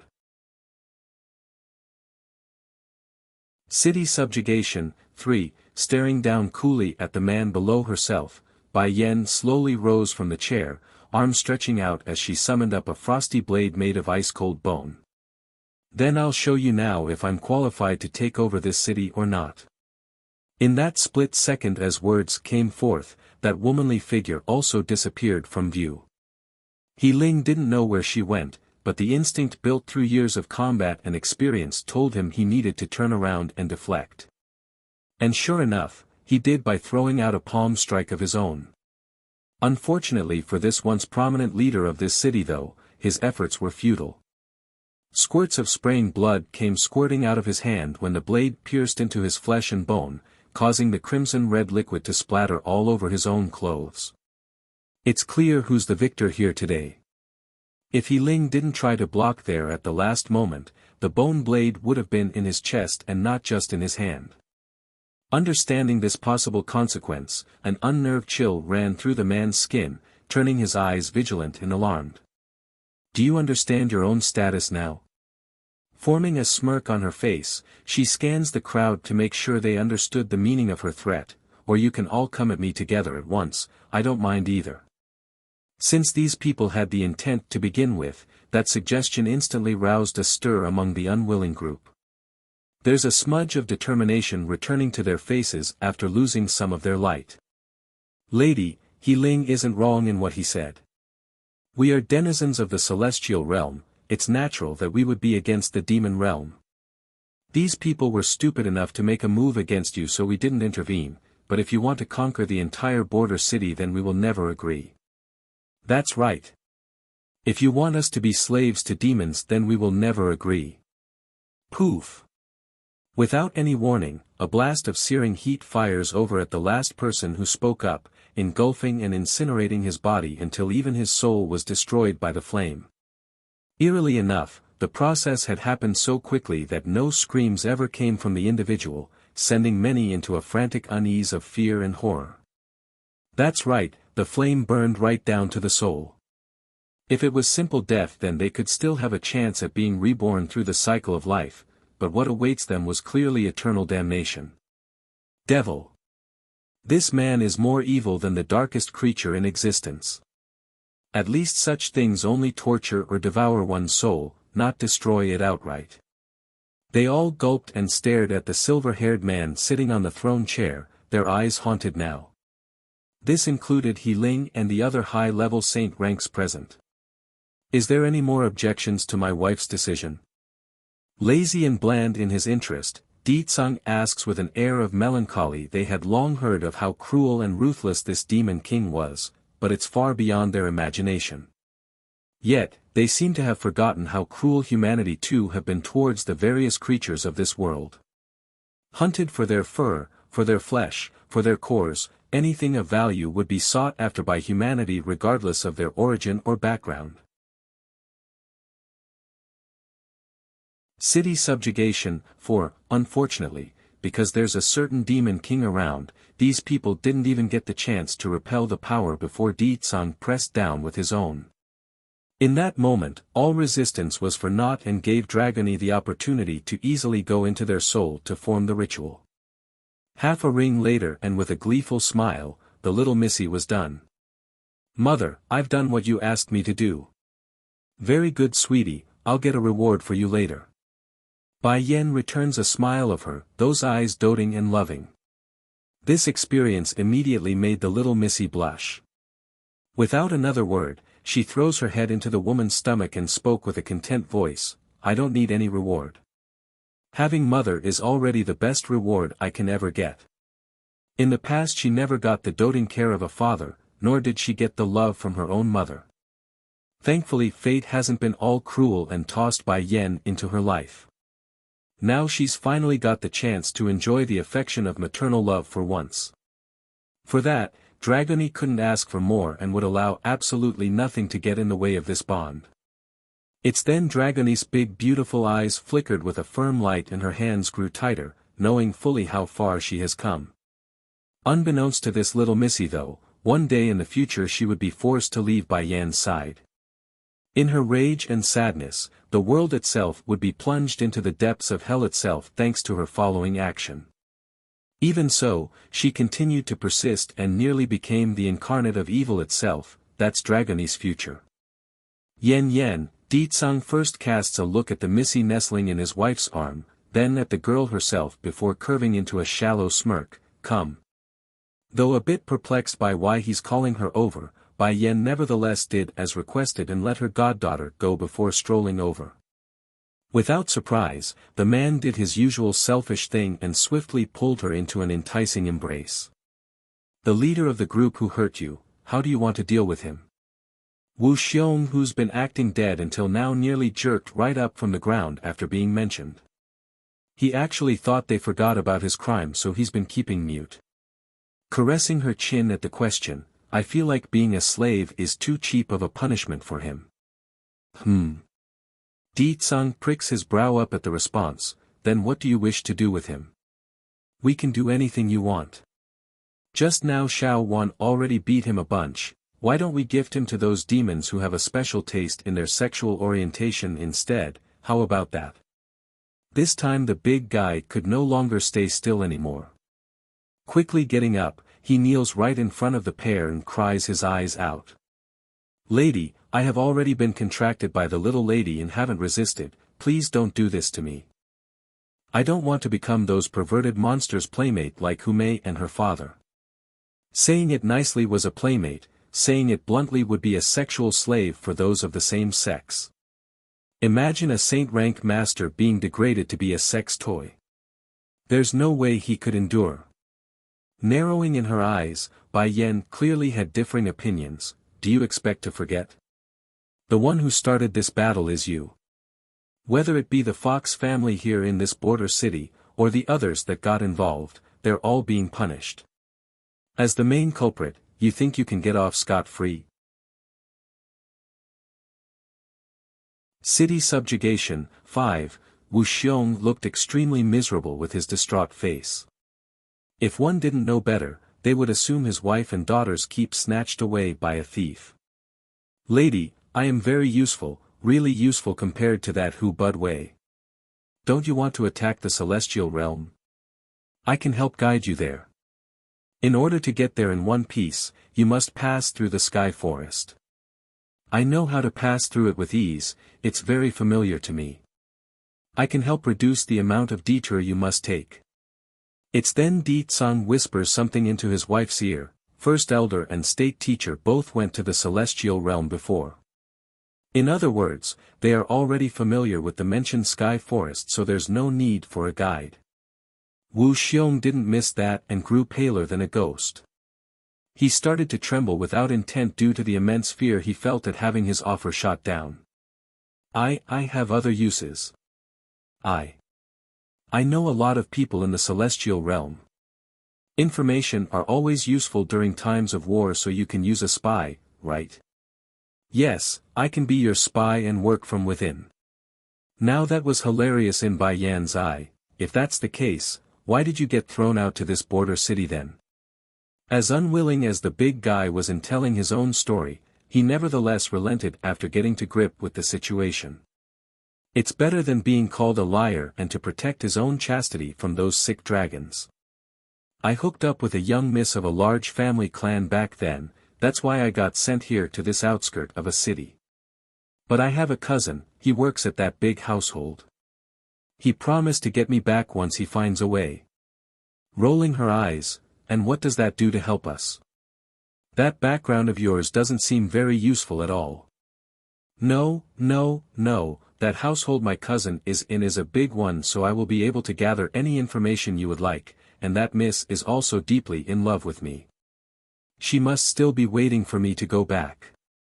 Though skeptical, Bai Yan eventually decides to take a chance given the opportunity. I'll give you a chance. If you can complete the mission I have, then you can be a slave. What mission? Said Wu Xiong, his eyes bright. Help me look for information on a person. Who? Bai Ning. She needs to know whether or not this Bai Ning was her mother or not, and where she was in the celestial realm. Relieved by the path laid before him, Wu Xiong inhales deeply. It's just asking about a person, how hard can this mission be? Don't worry lady, I will definitely get news on this Bai Ning that you've requested. Just wait for my good news. Revealing a charming smile, Wu Xiong never felt so happy about protecting his own ass from others. Sweeping her sight on the rest after that, Bai Yan gives her next order, you can all return to your homes in a bit. In addition, the fact about your submissions to demons must be kept a secret from those familiar to you in the celestial realm, especially the close acquaintances in your life. Be warned. If I find out whoever leaks this news, it won't just be the destruction of your soul. Bai Yan's words sounded bullying now after emphasizing her ability to crush them so many times. Another thing, making a thoughtful look, if there's any demonic beasts still locked up in your homes, release them immediately. I won't interfere if they're willing to follow you of their own accord. However, I will not permit this custom to continue. If a demonic beast voluntarily takes a human as their master, then she has nothing to say or to do, but if forced, then as their queen Bai Yen has a duty to intervene. Do you all understand? Bai Yen asks the silent group, hammering her point through by forcing a response. City subjugation. 6. We will comply. The crowd of voices echoed in unison, spreading across this hall as one big mass. Without another word, Bai Yen flicks her hand open and summons up a portrait before handing it over to the demon princess. Xiao Wan, pass this over to them. They can memorize the picture on their own. Okay, sister-in-law. Taking the item like a good helper, Di Xiao Wan happily hands the portrait to the nearest human slave she found. One by one, each individual memorized the picture until it reached the last in the rear. Of course, the faces they made were not missed by Bai Yan's sharp attention gaze. She wanted to test them for signs of recognition, and sure enough, there's a single individual who made a surprised face when handed the item. Immediately, her face sank a little. Aside from the yellow-robed young man, everyone can leave. They may be surprised and unsure why, but these humans weren't going to protest. Cupping their fist, the crowd quickly dispersed and left the poor young lad sweating from the fear of being singled out. Queen. Is there something you need of me by asking me to stay? The nervous lad croaks this out. Have you seen this man in the portrait? She narrows in her eyes, causing a new layer of white surface on the lad's face. I. Blowing up with dangerous light now, speak. Where is he? If you dare lie, then that person's fate will be yours next. After much choking and struggling of the tongue, a clear answer eventually came forth. A while back I saw him battling with someone else in the forest. He got injured and escaped. Afterwards I don't know what happened to him. Having said that, he immediately got to his knees in a kowtowing stance. Queen, it wasn't deliberate, I didn't intend to watch him get hurt. If I had known he was your brother, I would have done everything I can to save him. Immensely cold and dangerous in her aura, Bai Yan's fists clenched harder and harder until the very bones in there started to crackle. She couldn't help it. When this bastard mentioned Bai Xiao being injured and had to flee, her heart twisted in pain like someone just ripped it out and wring it dry. That lovable brother. That sensible kid who would use his own body to take the beatings in her place. Everything from the past came swelling back in her memories and suffocated her breathing. Do you know where he went? Shaking his head with distinct fear in those eyes, I don't know, but I know it's people from the celestial realm who hurt him. Celestial realm. Gnashing her teeth, an unbridled fury roars out of Bai Yan's throat, wanting to engulf that very name in flames. If those people dare to hurt my brother, then I will subvert the entire world if I must to exact revenge. Now the debt between her and the celestial realm just went up by another card. Sure, she's still hundreds, if not thousands of miles away from reaching the goal of payback, but the determination was there and won't be removed under any circumstances. Yen. Coming over to give her a hug from behind, Di Tsang's voice grew tender and warm like he's going to change whatever ill fate that might befall his brother-in-law. Don't worry, I will help you find that boy. He will be all right. Di Tsang, do you know? Although I am not the original Bai Yan, but the memories of the past remained with me like a vivid picture, deeply imprinted into my mind. I still remember.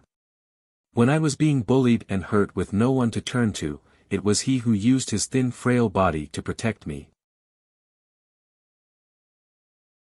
His worry, he was clearly the one who needed protection back then, but each and every time it was he who shielded me.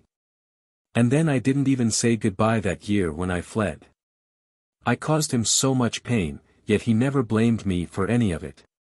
Di Tsang, I can clearly give him the protection that we lacked back then with my current influence and power, but you know. He would rather gain his own so that he can make a peaceful place for me. That's what he said. Pausing with choking grief, Bai Xiao is my brother, my one and only brother. He's injured while away from home, how can my heart not ache and worry for him? Aching at his wife's distress, Di Tsang hurries to give that trembling body a hug. Yen Yen, believe in me, I will see to it he returns to us safely. After a long while of this sobbing picture, Bai Yen finally regains her composure with eyes of steel plastered across that face. Di Tsang, I'm going to the celestial realm. Making a frown, now. Yes, I'm going now. My mother and brother might be there right this instant. They are both my family, so I'm going to bring them back home. Looking at the woman's resolute face, Di Tsang didn't object to the idea. Just that. Can you give me a bit of time first? Di Tsang. Bai Yen makes a surprised look at her own husband. Give me a little more time. Although I can't conquer the entire celestial realm for you, but the time will give me room to create a safe haven over on that side for you. With deep feelings and tenderness in those eyes, he kissed her on the forehead. Promise me this. Give me a little more time and I will accompany you to find my mother-in-law and brother-in-law. Okay. Bai Yen knew her insistence on the matter would only worry this man, therefore she didn't resist. I'll wait for a while longer and use this period to improve my strength. When I break into the celestial rank, he won't need to worry so much anymore. At least enough to protect those close to me, that should be enough, right? Despite the reassuring smile coming off of Di Tsang's face, underneath it all were not the thoughts and feelings of someone with confidence. It looks like the plan must be advanced ahead of time. If Xiao is being attacked, then they might be doing it because of me and Yen Yen. Watching all of this from the sideline, Di Xiaowan was extremely envious of the teen mentioned in their conversation. So this is the bond of having a sister, it's so good. Why can't I have an older sister like Bai Yen and not this mean old grumpy brother of mine? Yen Yen, are you tired? Your complexion isn't looking so great. Asked the man who's oblivious to his own sister's bemoaning. Nodding, I'm not sure either, but my body's been feeling sleepy and tired all the time recently. Bring me inside Di Tsang, I want to rest. This explanation relieved the Demon King who's already got a lot on his plate. It's good that it's nothing. Although the bed here can't be compared to the palaces, you should still rest on it a little. After saying that, Di Tsang carefully supported the woman out of the hall like she's some sort of frail item that would shatter at the slightest bump. His worry, too, what are you still doing here, said the demon princess towards the dumb-looking young man who had been stayed by Bai Yen earlier. Are you going to scram or do I have to kick you out? Shuddering, the individual didn't need no urging to throw himself out the door. He's afraid this girl would take his life for being even a second too later. Princess, Dragony then comes over and gives the girl a slight tug of the sleeve. When will brother come out? Cheering up in her mood at the sight of this cute missy, Di Xiaowan unconsciously reached down to pinch the pink little cheek. Smiling, you've already taken my sister-in-law as your godmother, why are you still calling me princess? Raising a super sweet smile, Auntie. That's good, said the princess with a stupid grin. Thankfully I have you to stick around with me.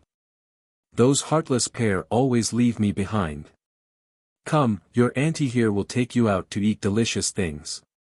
At this moment the sweet Dumbaklutz has discovered the benefits of having a niece because she won't be so bored with this extra companion. Oh, I can't wait for sister-in-law to get another baby. A girl would be the best. Auntie, are you state teacher's wife? Staring curiously, the little dragoness suddenly looks up to ask using that childish voice. Stiff in the face and lips twitching, Di Xiaowan had to take a good moment to calm her fluttering heart. Who told you that? Listening to rumors is no good, Dragony, I am still an unwed maiden. But that's what everyone in the demon realm says. Twinkling like the starry stars in the night sky, Dragony didn't carry any room for doubt. Going white again, Di Xiaowan bites her lip like a rattled fox. Dragony, you mustn't let those people fool you. Your auntie I. And state teacher. We aren't in any kind of relationship. Growling, don't let me find out who is spreading all these rumors, I'll show them. Shame for her though. The main reason there's such rumors floating about in the demon realm was all thanks to Di Tsang. Even if she does figure out the source, it's not like this scaredy fox would go do anything. Back over in the main bedroom, Di Tsang and Bai Yan had just gotten into a comfortable position on the bed. Yan, don't worry, I won't let anyone hurt you no matter the cost. Holding her head against his chest, his arms seemingly wants to melt their body together by this gesture. Slightly startled by his words, Bai Yan's forehead tightened in discomfort. What's going on? It's nothing, said the man. Kissing her forehead in an attempt to stop her worrying, I only don't want to lose you, that's all. After saying this, Di Tsang leans over and kissed her on the lip, letting his emotion flow into her by mingling their tongues together. He wanted her, and she wanted him, there's no denying it as their panting breath huffed and groaned from the desire erupting from within. Eventually the man's hand tears away the last layer of fabric shielding his prize, and that's all he needed to see. Nothing was going to stop him now. Erecting his weapon of choice, he reaches down, prying her legs apart and aimed for the wet sanctuary of all men between her thighs. Yan, I love you. He purrs beside her ear, getting a silent nod from the flushed woman beneath himself, indicating she's ready. He thrusts it in the next, powerful and deep in his ramming, getting a cry of pain and ecstasy from her mouth as that back arched upward to form to the shape of his rod. Bai Yan moaned as the man dug deeper and deeper into her with every thrust, curling those toes after coming close to the first orgasm. Truthfully, she almost wanted to push him away initially from the lack of foreplay as a form of punishment, but it was too late, the reflexive clench from her abdomen had hooked his manhood due to all that throbbing in the final push. Then again, this devilish of a man wasn't going to let her go anyways at this point, and they were just beginning for the night. A good sleep later with much sex in between. Bai Yan was feeling rather drowsy on this morning as the faint light shot through the window screen to land on her closed eyes. Gradually opening them, the view was groggy at first until it eventually orientated to that striking and familiar face she spent all night connecting with. It's a happy one, but also a yearning one for more. His worry, 3, Yan, why don't you go back to the mainland during this period? Since your strength is now higher, you should be able to enter the 3 miracle hidden underneath the 3 powers there. It must be something incredibly useful if the people from the spirit realm wanted it so much. Musing over the suggestion, Bai Yan eventually nods in agreement, okay. That's great. I have other things to do for now so I won't go back with you, but I'll come later. His voice low and hoarse, almost tickling against the woman's ear when he whispered the intent over. You're not done yet. She was slightly taken aback by the fact, looking up and staring into his eyes for confirmation. Understanding why, Di Tsang reaches over to give her a hug of reassurance. It will be fast, I will come back to you very soon. Then this time, something choked in her throat then. Bai Yan wanted more information, but failed to ask in the end, fearing what she didn't want to hear. I originally came because I heard there were people trying to harm you, but now that you're safe, it's time I went back. Working towards our future is something a man should do, don't you agree, my love? Her heart shook at that proclamation. If those are sweet words of trying to score points with Bai Yan, then it's definitely working. She's feeling warm inside and would gladly take another round with this devilish bastard who wrecked her insides last night. Yan, I will not let you live in danger with our son and unborn daughter. As your husband and their father, I will do everything to remove any obstacle in the way.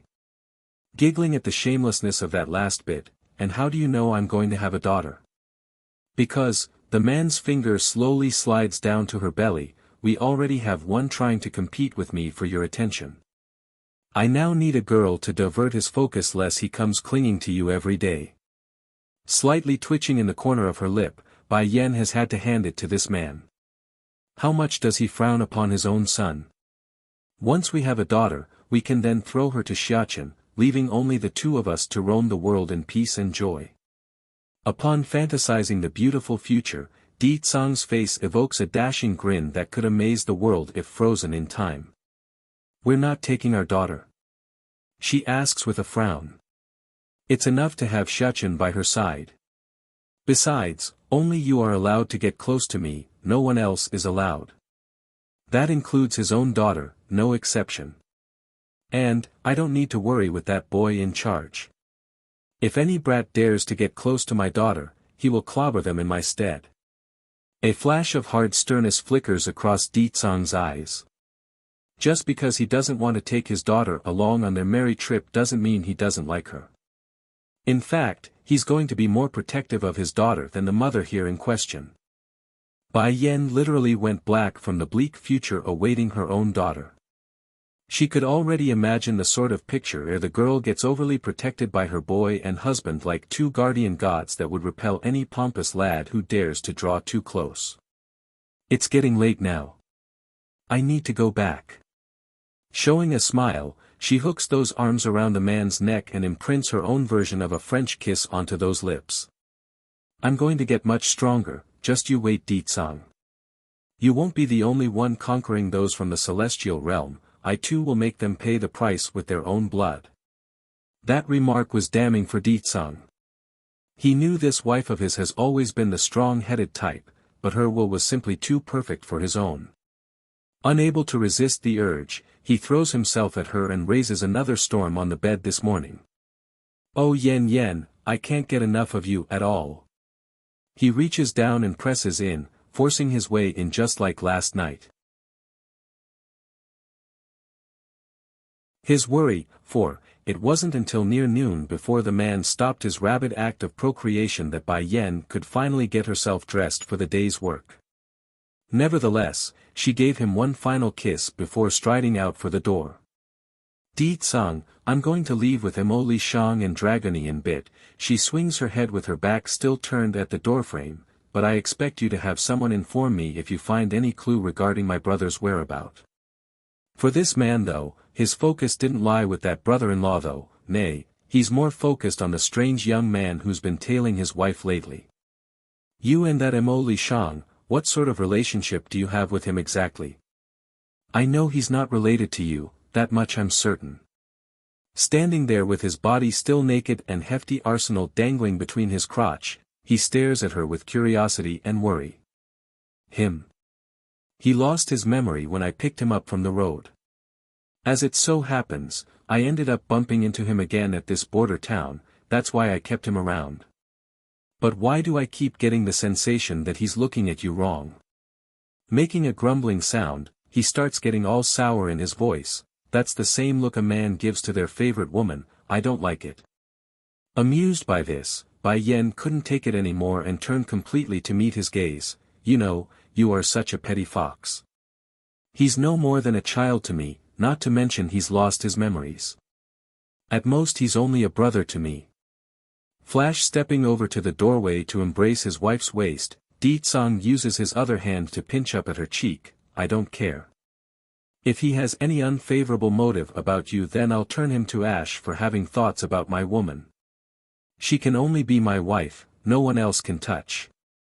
That includes ogling her or having bad thoughts. That so? She starts giggling with an amused flavor. Then what about Chui Feng, why aren't you going to make trouble for him? Speaking of his wife's godbrother, the sourness and petty nature immediately poured out of this great demon king. Almost frowning, if he didn't protect both you and Xiachen in your times of need, I would have pummeled him to the ground already.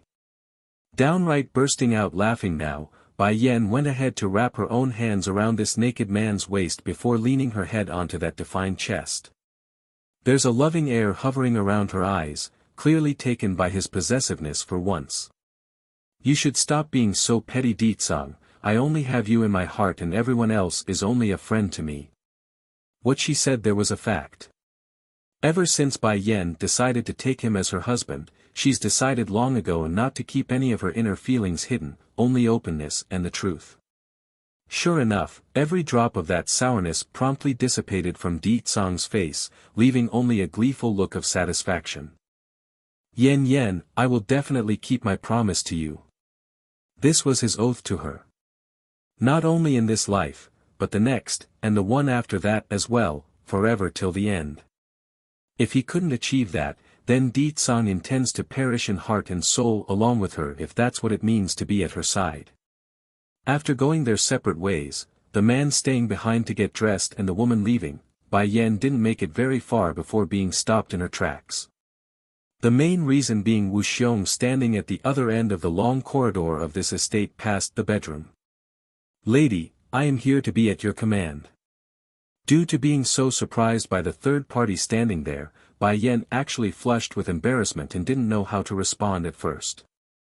"How much did you hear?" she anxiously asks, dreading the impending answer. Hurrying to shake his head like a rocking drum, "I didn't hear anything, nothing at all. Quit joking around. So what if I heard the love talk and moans and cries of this boss lady? I be damn stupid to admit to that now." His worry, 5, mood improved by the obvious lie, Bai Yan didn't want to press the awkward issue. Instead, she got back to why this guy's standing near her place of rest. "Why are you looking for me?" Wu Xiong grew cautious in his tone. "Lady, I am now your slave already, don't you have anything to instruct me?"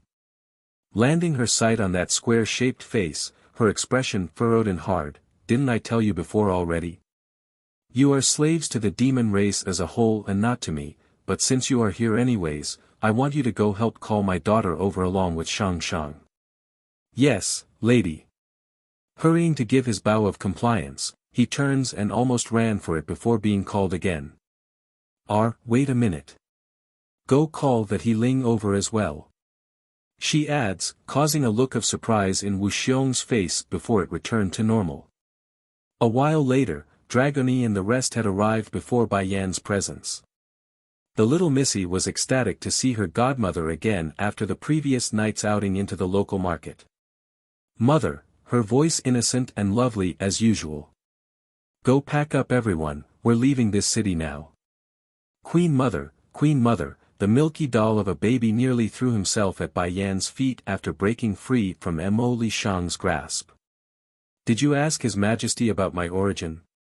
A touch of embarrassment flew into Bai Yan's face over that question. She didn't know how to answer that without making the baby sad. What, was this woman supposed to tell everyone she's been too busy having wild sex last night with her man and then forgot again this morning when they went for a second round? Hell no. Thankfully the situation got resolved by the little missy who bluntly answered him. Hanging his little head, the dolly baby that's Molly could only make a moping face after getting the disappointing response. "I promise you Molly, I will ask for you next time, okay?" Giving the baby's head a warm hug, she felt terrible right now for her own carelessness. Still dejected, Molly nevertheless nods in agreement. "Okay Queen Mother, you must help me ask next time though, okay? I really want to know where I came from and why all my kin died. And why the annals recorded in history never mentioned anything about flying pigs or anything related to that in the old stories. This dolly baby has always regarded himself as a special existence, mainly because of the wings on his back, that's why he's never willingly admitted to being a pig." "Lady," Wu Xiong meekly chimes in with a smile. "Then, I've called He Ling over as well. Do you need anything else of me?"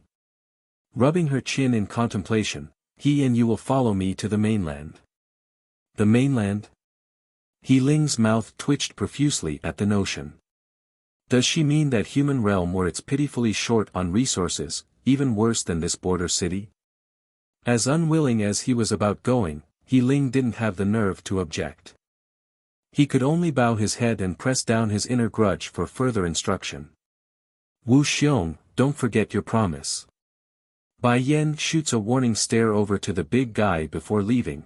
"If you can't get any news regarding Bai Ning, then I'm afraid your only future is to become the playmates of those demons with a peculiar taste in their sex." Shivering right down to his spine, "Lady, I will do everything in my power to complete that mission, you can count on it." Miracle 1, Holy Land. On a certain beautiful island filled with blossoming flowers and plum trees, two individuals, Lord Wu Wei of the Misty Fairy House and Bai Chang Feng of the Medicine Sect, were arguing with heated flare in their faces that went all the way up to the ear.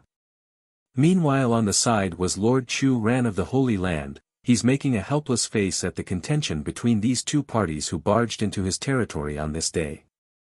Why did the two of you come to my holy land if you want to fight? There's your own medicine sect in Misty Fairy House, go there instead.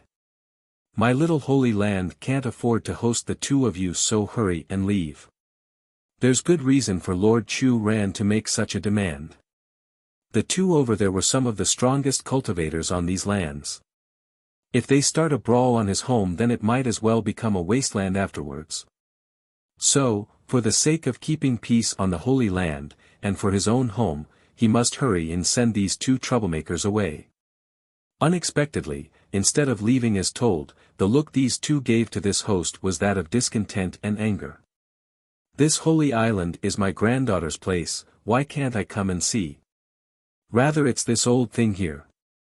Bai Chang Feng points accusingly at his in-law, why is this bastard from the Misty Fairy House here? I want an answer. The matter regarding Bai Ning has always been a thorn in this old grandpa's heart, therefore it didn't take much to provoke it when finding someone he didn't want to see here of all places. Talk about a volcanic eruption. Ignoring the furious look coming his way, Chief Wu Wei first organizes his own clothes before speaking. I came to have a look at my granddaughter's place.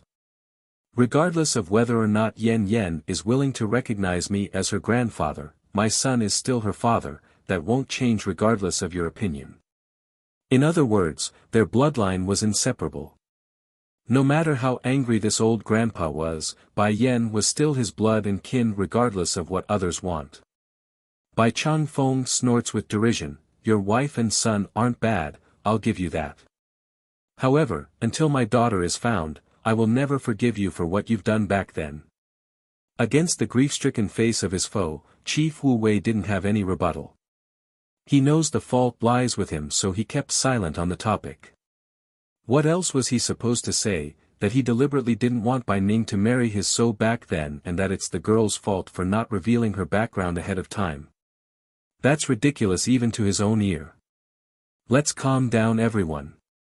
This matter happened long ago, plus Chief Wu Wei here knows he's wrong. Lord Chu Ran starts playing as the mediator. More importantly though, didn't he promise to help find Bai Ning at all cost? She's still his son's love, so there's no question about his sincerity, is there? That comment did help soothe the mood in Bai Chang Feng's heart. However, the look of disdain didn't leave the old grandpa's face at all. We will talk when I have my daughter back. If I find out this old thing dares to bully my beloved daughter when she does, I will take both Yen Yen and her away and never let him see them again. I've made some stupid mistakes before. Chief Wu Wei heaves a long sigh in response. I know that, don't worry. As a upfront promise, I will use my remaining lifetime to make up to your daughter and never let anyone hurt them again. Is that good now? Miracle, 2, how come you're all here? It's then when their argument was at a standstill, a faint soft voice cuts in from above and catches their ear. In particular was Bai Chang Feng and Chief Wu Wei, who immediately recognized the said owner. Dressed in a rosy red dress, her figure was mesmerizing under the brilliant light of the glistening sun. It's great that you're all here, now I don't have to go out of my way to find each one of you. I'm just curious, did all three of you carry the keys for the miracles? If so, can I have it? At first Bai Chang Feng was taken aback by this request and furrowed his forehead. However, he eventually released the tension to only turn it into absolute shock on his old face. You broke into the saint rank, high level at that. How long has it been since she first stepped into the monarch rank? How can she make so many breakthroughs? This is ridiculous. Chief Wu Wei didn't fare much better either. He's bleeding inside, one for being the one who pushed this amazing granddaughter away before she was even born, and then destroying the bond that he was supposed to hold as her grandfather. If only I didn't break up my son's relationship with her mother, then Yenner would have grown up happily in my Misty Fairy house. Perhaps her achievement would surpass what she has now with the proper support from the very beginning. You, Chu Ran laments a sigh at the sight of this woman. I still remember when Jing Qi brought you back here for the first time. You were so severely injured that there's not a trace of your body that wasn't covered in blood. But look at you now, quietly advancing into the peak of the saint rank already. Bai Changfeng openly frowned at that comment. What did you just say? When she came to the Holy Land she was covered in blood? Yes, the Holy Lord faintly nods in confirmation. Back when Zheng Qi brought her back, the girl's strength was very weak, incomparable to her current strength. What followed had gone deaf to Chief Wu Wei's ear.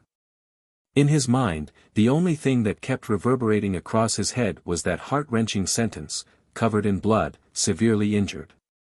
As one could imagine, if Zheng Qi, the third elder of the Holy Land, didn't bring the girl and her son back that day, what sort of fate would have awaited them? It couldn't be good if she got that injured. Thank you.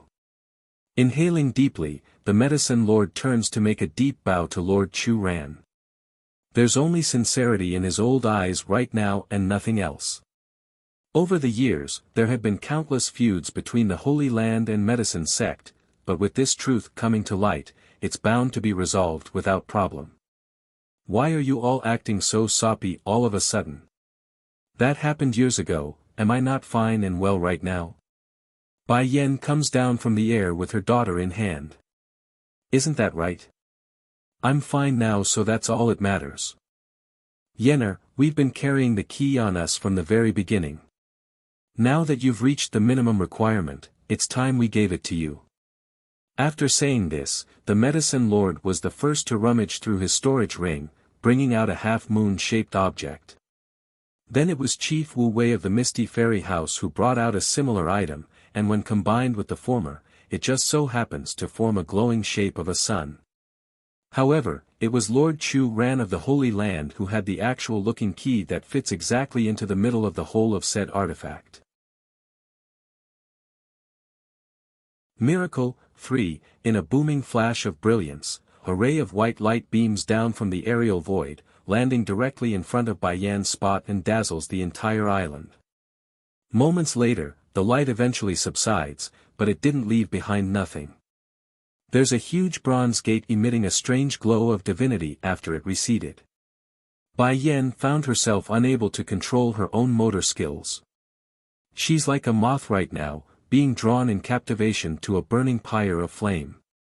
Though beautiful, it's dangerous and likely to lead to self-destruction. In the end, her entire existence disappears from sight as the light envelopes her body once the gate opens.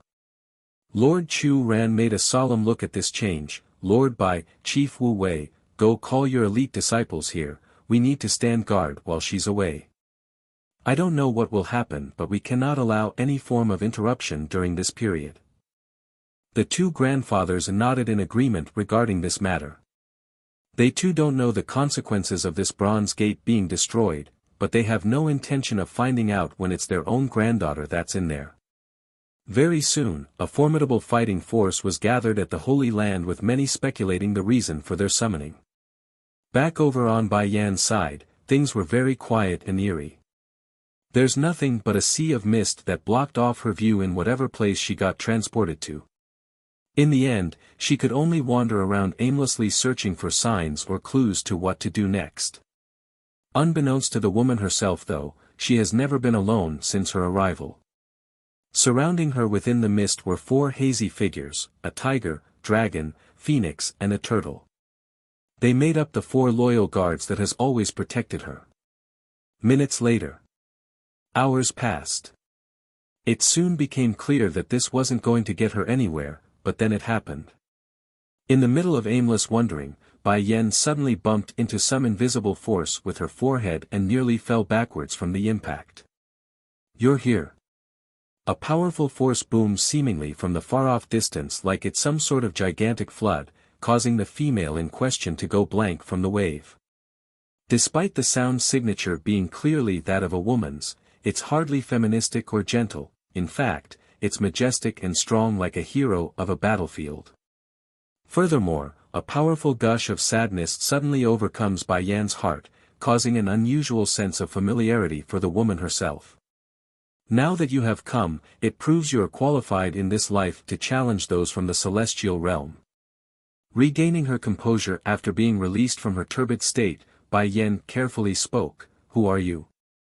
"You are me, and I am you," the woman's voice explains. "Right now the task at hand is to increase your strength. Only by doing so can you deal with those shameless individuals from the celestial realm." Celestial realm? A frown appears on Bai Yan's perplexed face. "What happened between you and them? Can I know the reasoning behind the strong grudge?" A snarling laugh rocks the world. It's filled with disdain and disgust, like that of someone speaking about their sworn enemy. "Those hypocrites wanted to use me because I'm considered special in their eyes. When I didn't play along with their plan, they announced to the world that I would destroy everything that is known to mankind. They hunted me, for their greed and their deception. And then there's that so-called childhood friend of mine. I trusted him, believed in him when he said he would protect me as long as he lives, but for the sake of the celestial realm, he abandoned me and joined forces with those who wished me harm." Bai Yan's heart quivered at the notion. She's supposed to be listening in from the perspective of an outsider, yet it's not giving her that unrelated emotion that should have been there. It's painful, so painful that she wanted to clench her own heart from the intense pounding. Then that's when the picture of that man in white appeared again, the one from her dreams. She understands now. The unknown individual with his back facing her, he's the childhood friend mentioned here by that voice, the betrayer. Miracle 4, a person who ignores her for the sake of the celestial realm. "Did you just say you were special?" She frowns. "Can you tell me why?" It took a minute for that voice to return, but it did eventually after leaving Bai Yen standing there. "I cannot tell you. It brought me great disaster when I became aware of that truth not long after my persecution. For your safety, you need to wait because it will only hinder your development with your strength." Pausing for a second, the voice seems to have thought of something else. "And this wisp of my soul, its mission is to tell you something important. Do you have a little dragon around?" Bai Yen widened her eyes in surprise. "Are you talking about Dragony?" "Yes, you must keep her safe, she is the one who can protect you in the future. In addition, I am ashamed to say that I owe the 4 sacred beasts an apology in failing them. My hope is that you can find them again." Musing for a second before speaking, "Suzaku is still alive and well, and I've found Azure Dragon and White Tiger already. Now the only one missing is Black Turtle." "Black Turtle?" The voice suddenly choked at the name. "I remember burying him in another place. If he's reincarnated, he's going to be there as well." "I'm sorry, I can't remember where exactly, it's been so long." No matter how powerful one was in life, a wisp of their soul was still just a wisp.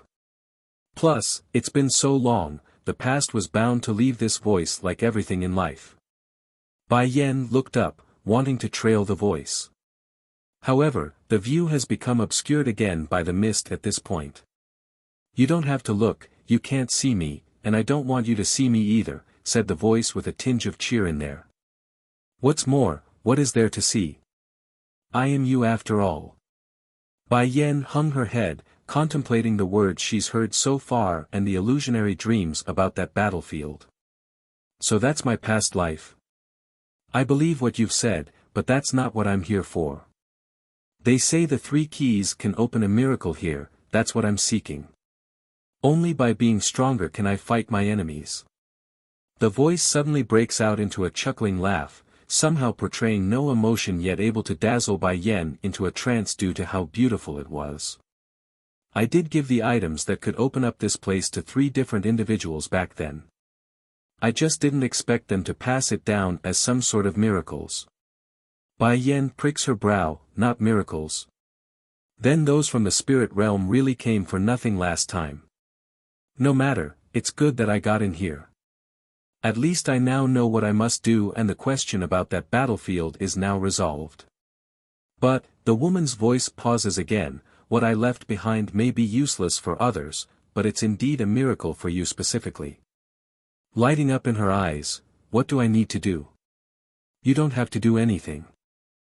Let my soul merge with you and you will naturally break through into the celestial rank.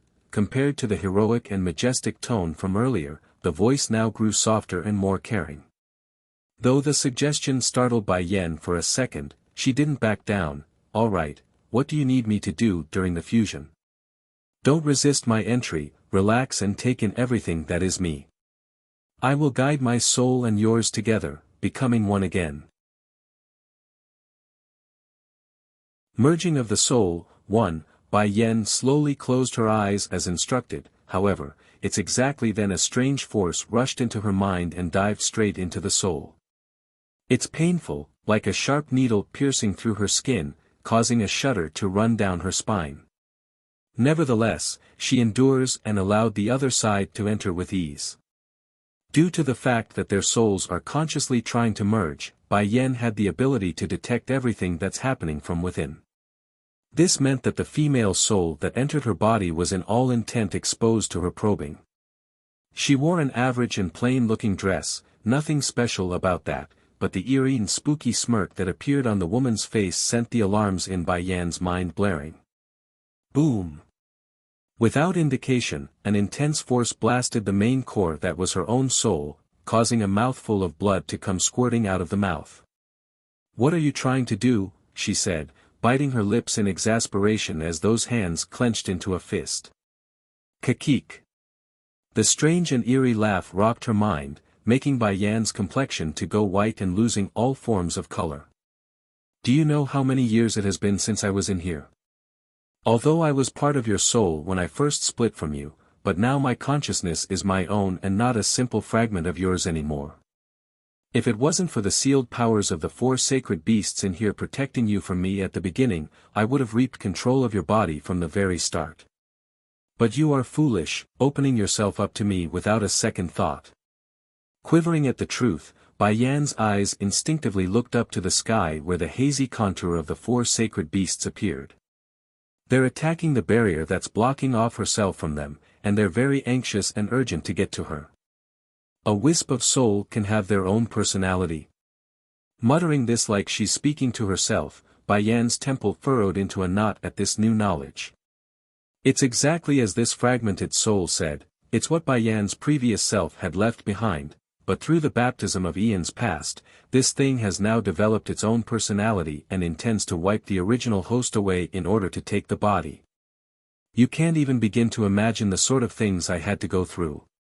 Day in and day out, waiting here in this place with no knowledge of I will ever get out because of you. But you have come, and so willingly at that. I thank you for the opportunity, the other me.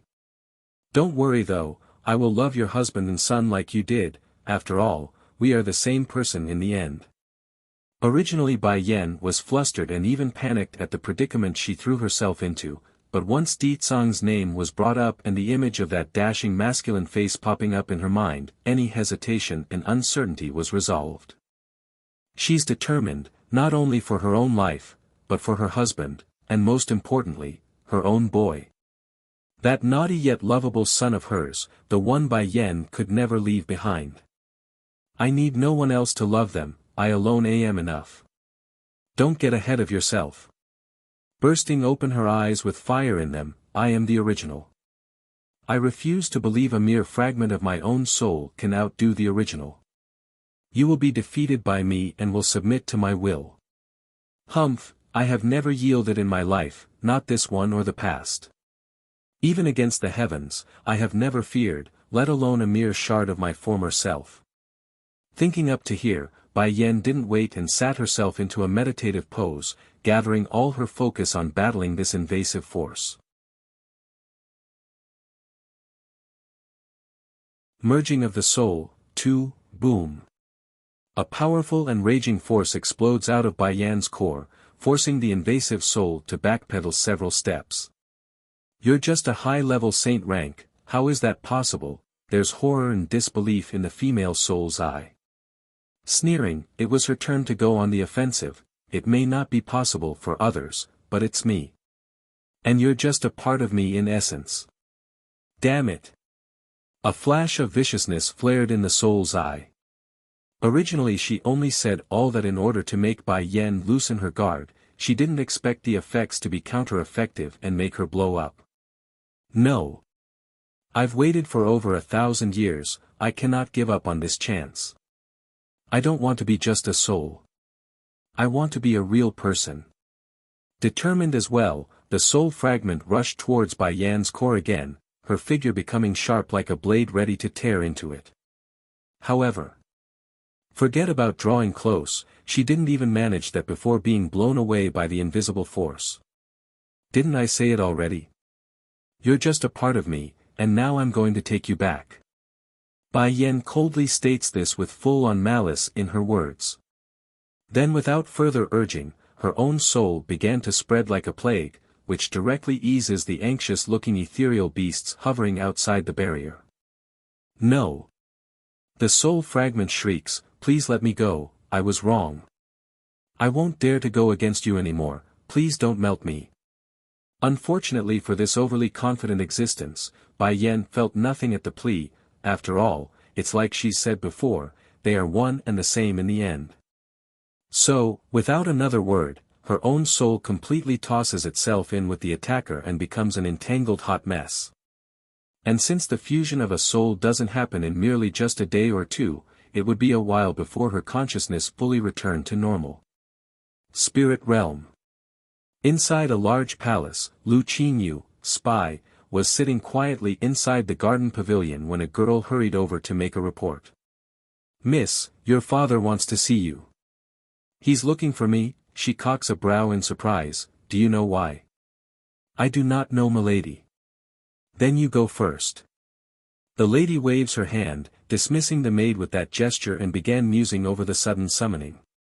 Ever since that day she submitted to Bai Yan at the Misty Fairy House, Lu Qinyu's life hasn't been her own to decide. Therefore, as unwilling as she was to return to the spirit realm, this woman could only do as told. Fortunately the lies she spouted worked in front of her father's eye and didn't raise any form of doubt, otherwise she wouldn't know what to do then. But this summoning after 2 months of nothing, it worries her. Uncle June, caressing her chin, a flash of coldness flickered in the lady's eye. Are you able to guess why that old thing is looking for me?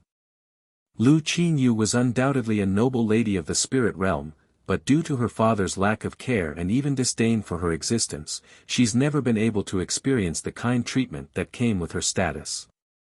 Heck, even her surname was that of her own mother and not her father's. Merging of the soul. 3. Junho's response came right away, I suspect the spirit lord is planning to make a big move. Shuddering inside, Lu Qinyu's posture grew tense, let's go, we need to go investigate the matter. I can only hope that the old thing doesn't go to the mainland, otherwise. With Bai Yan's current strength, she's no match for him. At that thought, the lady immediately headed out for the assembly hall, her face pale and unease apparent. Already inside the main hall, a fierce-looking white-haired elder was already sitting atop of the throne chair, his gaze scanning inspectively at the gathered crowd beneath himself. Sit down if you're here. Stone-hard and unreadable as usual in these types of meetings, Lu Qinyu takes the seat furthest in the back with Uncle June standing right beside her like a protective umbrella. I'll begin now that you're all here, said he Fei Xiang, Spirit Lord, with his powerful and overbearing voice. The seal has been lifted not long ago, that means we are no longer limited to this tiny place anymore. Prepare, all of you, we're going to be attacking the mainland.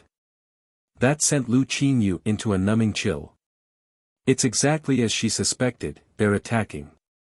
Now the only question remains, were the wording right there? They're clearing aiming for the 3 miracles, why say they're attacking the mainland as an excuse? Father, please allow your son I to handle this matter. In the seat furthest to the front, a man stands up and makes this proposal. Despite the individual being young in appearance, quite handsome and dashing even with a face no more than 30 or 40 years old, he's in fact over a century in age. Nodding in agreement regarding his favorite son's suggestion, he Fei Xiang didn't have any objection. Very well, you will be the leading figure in our attack at the main human world. Remember, no one is allowed to live once you are over there, slaughter them all. This order shocked the lady for the second time today. She's staring wide-eyed in horror. Sure, Lu Qinyu too had attacked the mainland before, but she never told her men to slaughter the weak and innocent. This old thing is going to kill everyone on the mainland. That's genocide. Father, isn't that too much? Gritting her teeth, the lady forces herself to make a protest despite knowing the sort of discrimination against herself. Isn't it enough to simply expel those living there when occupying the mainland? Why must we let a river of blood flow? Shut your mouth. Father does not need someone like you dictating what he does or doesn't. He Lu, the oldest son, snaps, his voice sarcastic and mocking. Besides, the inhabitants of those lands are nothing but insects in comparison to us, the denizens of the spirit realm. What right does mere pests have to share in the resources that should have rightfully belonged to us? Although the level of spiritual particulars in this small little realm were superior to the mainland, but it's still small in comparison. There's food, there's land, and there's many unexplored resources waiting to be exploited. How could he Lu endure the boring days that was the spirit realm? I am not dictating Father's decision, I'm. Lu Qinyu clenches her fist, a flash of anger permeating those eyes. However, before the lady could finish her words, an interruption was shot over in the form of a cold snickering sneer. You're nothing but a bastard child with a different surname, how dare you talk back to me? Father's words are law, and the world has always been the survival of the fittest. Those insects are only good as a stepping stone for us. Lu Qinyu's expression flew into a rage. If she hadn't known these people wouldn't heed her words, then she might have really lost it. In the end, this lady could only retract her emotions like a stone statue to their ridicules, just like in the past. Merging of the soul, for, Father, she looks directly up to her own father with firm eyes. There is a girl from the mainland, the wife of the demon king. If we massacre the lives in the human world, I fear it might provoke the demon realm in force. He Fei Xiang had a frown on his old face then. It's not like he doesn't know about this intel. In fact, he knew more than he let on to the public. For example, regarding the incident where Di Tsang exterminated the former Snake clan because of that woman, he knows about it too. However, there's not only the 3 miracles that's attractive in this spirit lord's eye, there's also many other treasures awaiting him. I am firm on this matter, there's no need for further discussion. Lu Qinyu, the matter is settled and will be handled by your brother He Lu. Piercing her own palm with the nails, Lu Qinyu gets up from her seat with a deep look. Father, you will regret it one day for not listening to me today. Without another word, she turns and left for the outside in a decisive manner. Father, this girl is too wild, are you just going to let her be? We must teach her a lesson. He Lu grits his teeth. Curving his lips into a smirk, teach her a lesson. Son, that can be left to a later date. The first and foremost is conquering the mainland. If you can complete that mission well, I will make you my heir. Yes, Father. A flare of delight enveloped the man's eye. That's right, Lu Qinyu, I will be the heir one day, and you on the other hand can only be an insect under my feet. Alright, that will be all everyone, go back and carry out your businesses. Waving his hand, the spirit lord dismisses the group. Yes. Cupping their fists, they complied readily and dispersed. Originally He Lu was still ecstatic at his own future prospect, but that soon changed as soon as he's out the door. What are you still doing here? Huffing a grunt, he asks the woman in white. Are you really going to slaughter the humans living there? Ho, he sneers. Nothing but a group of insects, what do you care? If you don't listen to me then don't blame me for your own destruction. Squinting her eyes in, Lu Qinyu carried a coldness in there that it's piercing. Just because you are incapable of doing something doesn't mean I will be the same as you. He Lu crosses his arm around the chest, the posture taunting, if you think you are so incredible then go seduce that demon realm's king. Maybe then Father will have a new opinion about a bastard child like you. You, flushing red, Lu Qingyu was done at this point. Whisking her sleeve as she turned away, "Don't drag me down with you if you're so insistent on dying." Let's not mention the part about herself being Bai Yan's servant. Even if there's not that layer of relationship, she still wouldn't dare go seduce Ditsang. Cruel, ruthless, bloodthirsty, that's merely a couple of the words used to describe that man. Lu Qingyu had no intent of becoming the second snake girl. After walking out of the estate and out of sight, she immediately turned around to give an order. "Uncle Jun, go send someone to inform the demon realm regarding this matter. Actually, forget what I said and go in person. It's already too late to send a messenger. The spirit realm is bound to perish at this rate. I must carve a path out if I must survive in this chaotic era."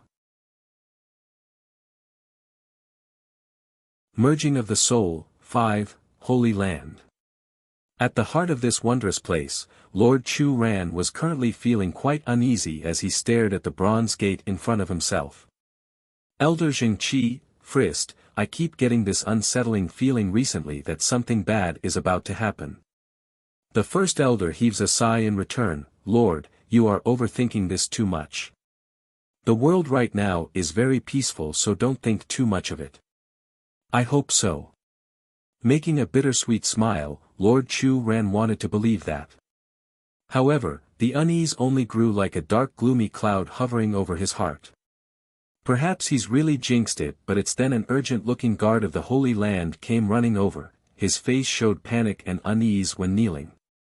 "Milord, there is an old man by the name of Junhua seeking an audience with you." Junhua. It took a moment before the Holy Lord realized who this individual was and where he's heard the name. What's going on? Why is the spy Yenner sent back to the spirit realm over here again? It can't be. Something bad is going to happen. Making a dark and glum face, "Let him come in at once." "Yes, milord," the guard bowed and retreated in haste. Back over on the other side, Junhua was currently pacing back and forth outside the main gate when he suddenly realized how devoid of human presence his surroundings were. "To think we have fallen to so low." A bittersweet smile curls out of the senior's lip, making him all the more sad in appearance. Despite not being favored back in the spirit realm, none would openly provoke his lady's territory knowing how strong Lu Qingyu was. But now, a simple audience with the Holy Lord requires someone to inform the host first instead of bringing him right inside. That's a very different sort of greeting if it was in the past. Of course, the discontent was still only discontent. This old senior would never dare show it on the surface. After all, this place was Bai Yan's territory. He'd be courting death to start anything here. Minutes later, the gatekeeper returns with a tone that's more respectful than their initial meeting. "Senior Jun, please head on inside, the Lord is already waiting inside." Along the way, there were countless disciples constantly peering over, their eyes extremely curious as to who this old grandpa was. Nevertheless, Junhua never met their gazes, only following closely behind the gatekeeper so that he would hurry up in the feet. Minutes later, after many twists and turns through the forest and gravel pathways, they have arrived at the central island housing Bai Yan's bamboo cottage. "I remember Bai Yan had you go back to the spirit realm to act as a spy for her. Why did you return so soon? Is there something you need to say by seeking me out?" Lord Chu Ran makes a frown that couldn't be missed. Hurrying over with his hand cusped into a respectful manner, "Holy Lord, I came at the behest of my lady to pass on a critical message." "What message?" A wave of unease shook Chu Ran's heart. His worst fears are starting to come true, he could feel it. It's those people from the spirit realm. They want to attack the mainland, and this time they don't intend to leave anyone alive, not even the civilians. Boom! The news was like a heavy hammer, smashing into the Holy Lord's heart until it's crushed and scattered to pieces. "What did you say?" First Elder Jingqi snaps, his expression frantic as he grabbed onto the other man's collar. "What kind of master do you have over there? How can he intend to slaughter everyone, and the innocents as well? Damn it!" Breaking into the celestial rank. 1. This world may be dictated by the old ancient rule of survival of the fittest, but no one in the upper echelons would ever issue such a callous order. There's not much other reason, simply because millions of lives are what they call weak. Murdering and slaughtering the main populace? That's absolutely crazy. Only a madman would try that. This order was issued by the Spirit Lord and will be carried out by his eldest son He-Lu. I speculate there will likely be some celestial ranked masters coming with him, so you need to prepare. Celestial ranked? Chu Ran shuddered at the thought, his face extremely ugly. Even if the spirit realm sent a saint rank over, their three powers would still have trouble repelling the enemy, let alone masters one rank higher than that. Senior Jun, thank you for your message. Even in the face of such news, Lord Chu Ran didn't let himself fall into disarray. Slowly loosening his fist, I will let Bai Yen know about what you've done for us and nothing less. Only then did the senior release the breath that he didn't know he was holding in. For Junhua, the Holy Lord's promise was the most important and the main purpose for him coming in person. There's no need to worry so much, Holy Lord, I have already sent someone to go inform the demon realm and its king. I'm sure reinforcements are coming and that they only need some time to prepare. Making a flattering smile so that he looks sincere, I'll take my leave first since it's getting late. Please begin making preparations during this period. Arching his fist, Senior Jun didn't look back and walked out of the Holy Land. Once the sight of the guest was gone, Lord Chu Ran didn't wait and narrowed his eyes in, Jingqi, go inform by Chang Feng and Chief Wu Wei to come here. Let them know we must discuss the matter as soon as they can make it. As much trust he has for Bai Yen, they could never entrust the survival of everyone in this realm to another outside force. At the very least, they must organize a resistance and backup plan lest they fail in the end. Important seeds must be kept safe and planted for the future. Yes, Lord, the first elder nods, showing the concern on his old face. Perhaps this time will be the greatest our Holy Land has ever come across since its inception. The medicine sect wasn't far from the Holy Land in terms of distances, rather it was the misty fairy house that required some traveling. Even so, it only took 2 days before both leaders arrived at the Holy Land after being informed of the situation. They are too much. Bai Chang Feng of the medicine sect slams the table with his fist, causing the structure to shatter into 2 halves. Those blasted people from the spirit realm. It's enough that they tried to claim the miracle in our hands, they also want to massacre the human world. We can't do nothing. Chief Wu Wei was more level-headed when he spoke. Did you not hear Lord Chu Ran's word just now? They say there's going to be celestial rank masters coming with the invasion. Do you think with our strength of a saint rank can resist those people? That remark instantly sniffed the life out of the old grandpa because it's a fact, the truth. Let's not argue on this matter. Lord Chu Ran also had a worried face when he decides to join in their discussion. I've thought of this already. We do not need to defeat those that's coming, instead, we should focus on stalling them until the reinforcements from the demon realm arrives to help us. That should be enough to secure our victory. You're tuning into the Han Li's Wuxia Adventures YouTube channel. We're so grateful for your support and don't forget to subscribe to join us on this incredible journey through captivating stories. Your generosity through donations truly makes a world of difference, as it's the primary source of revenue that allows me to expand and enhance this channel for you. Thank you from the bottom of my heart for being a part of this adventure.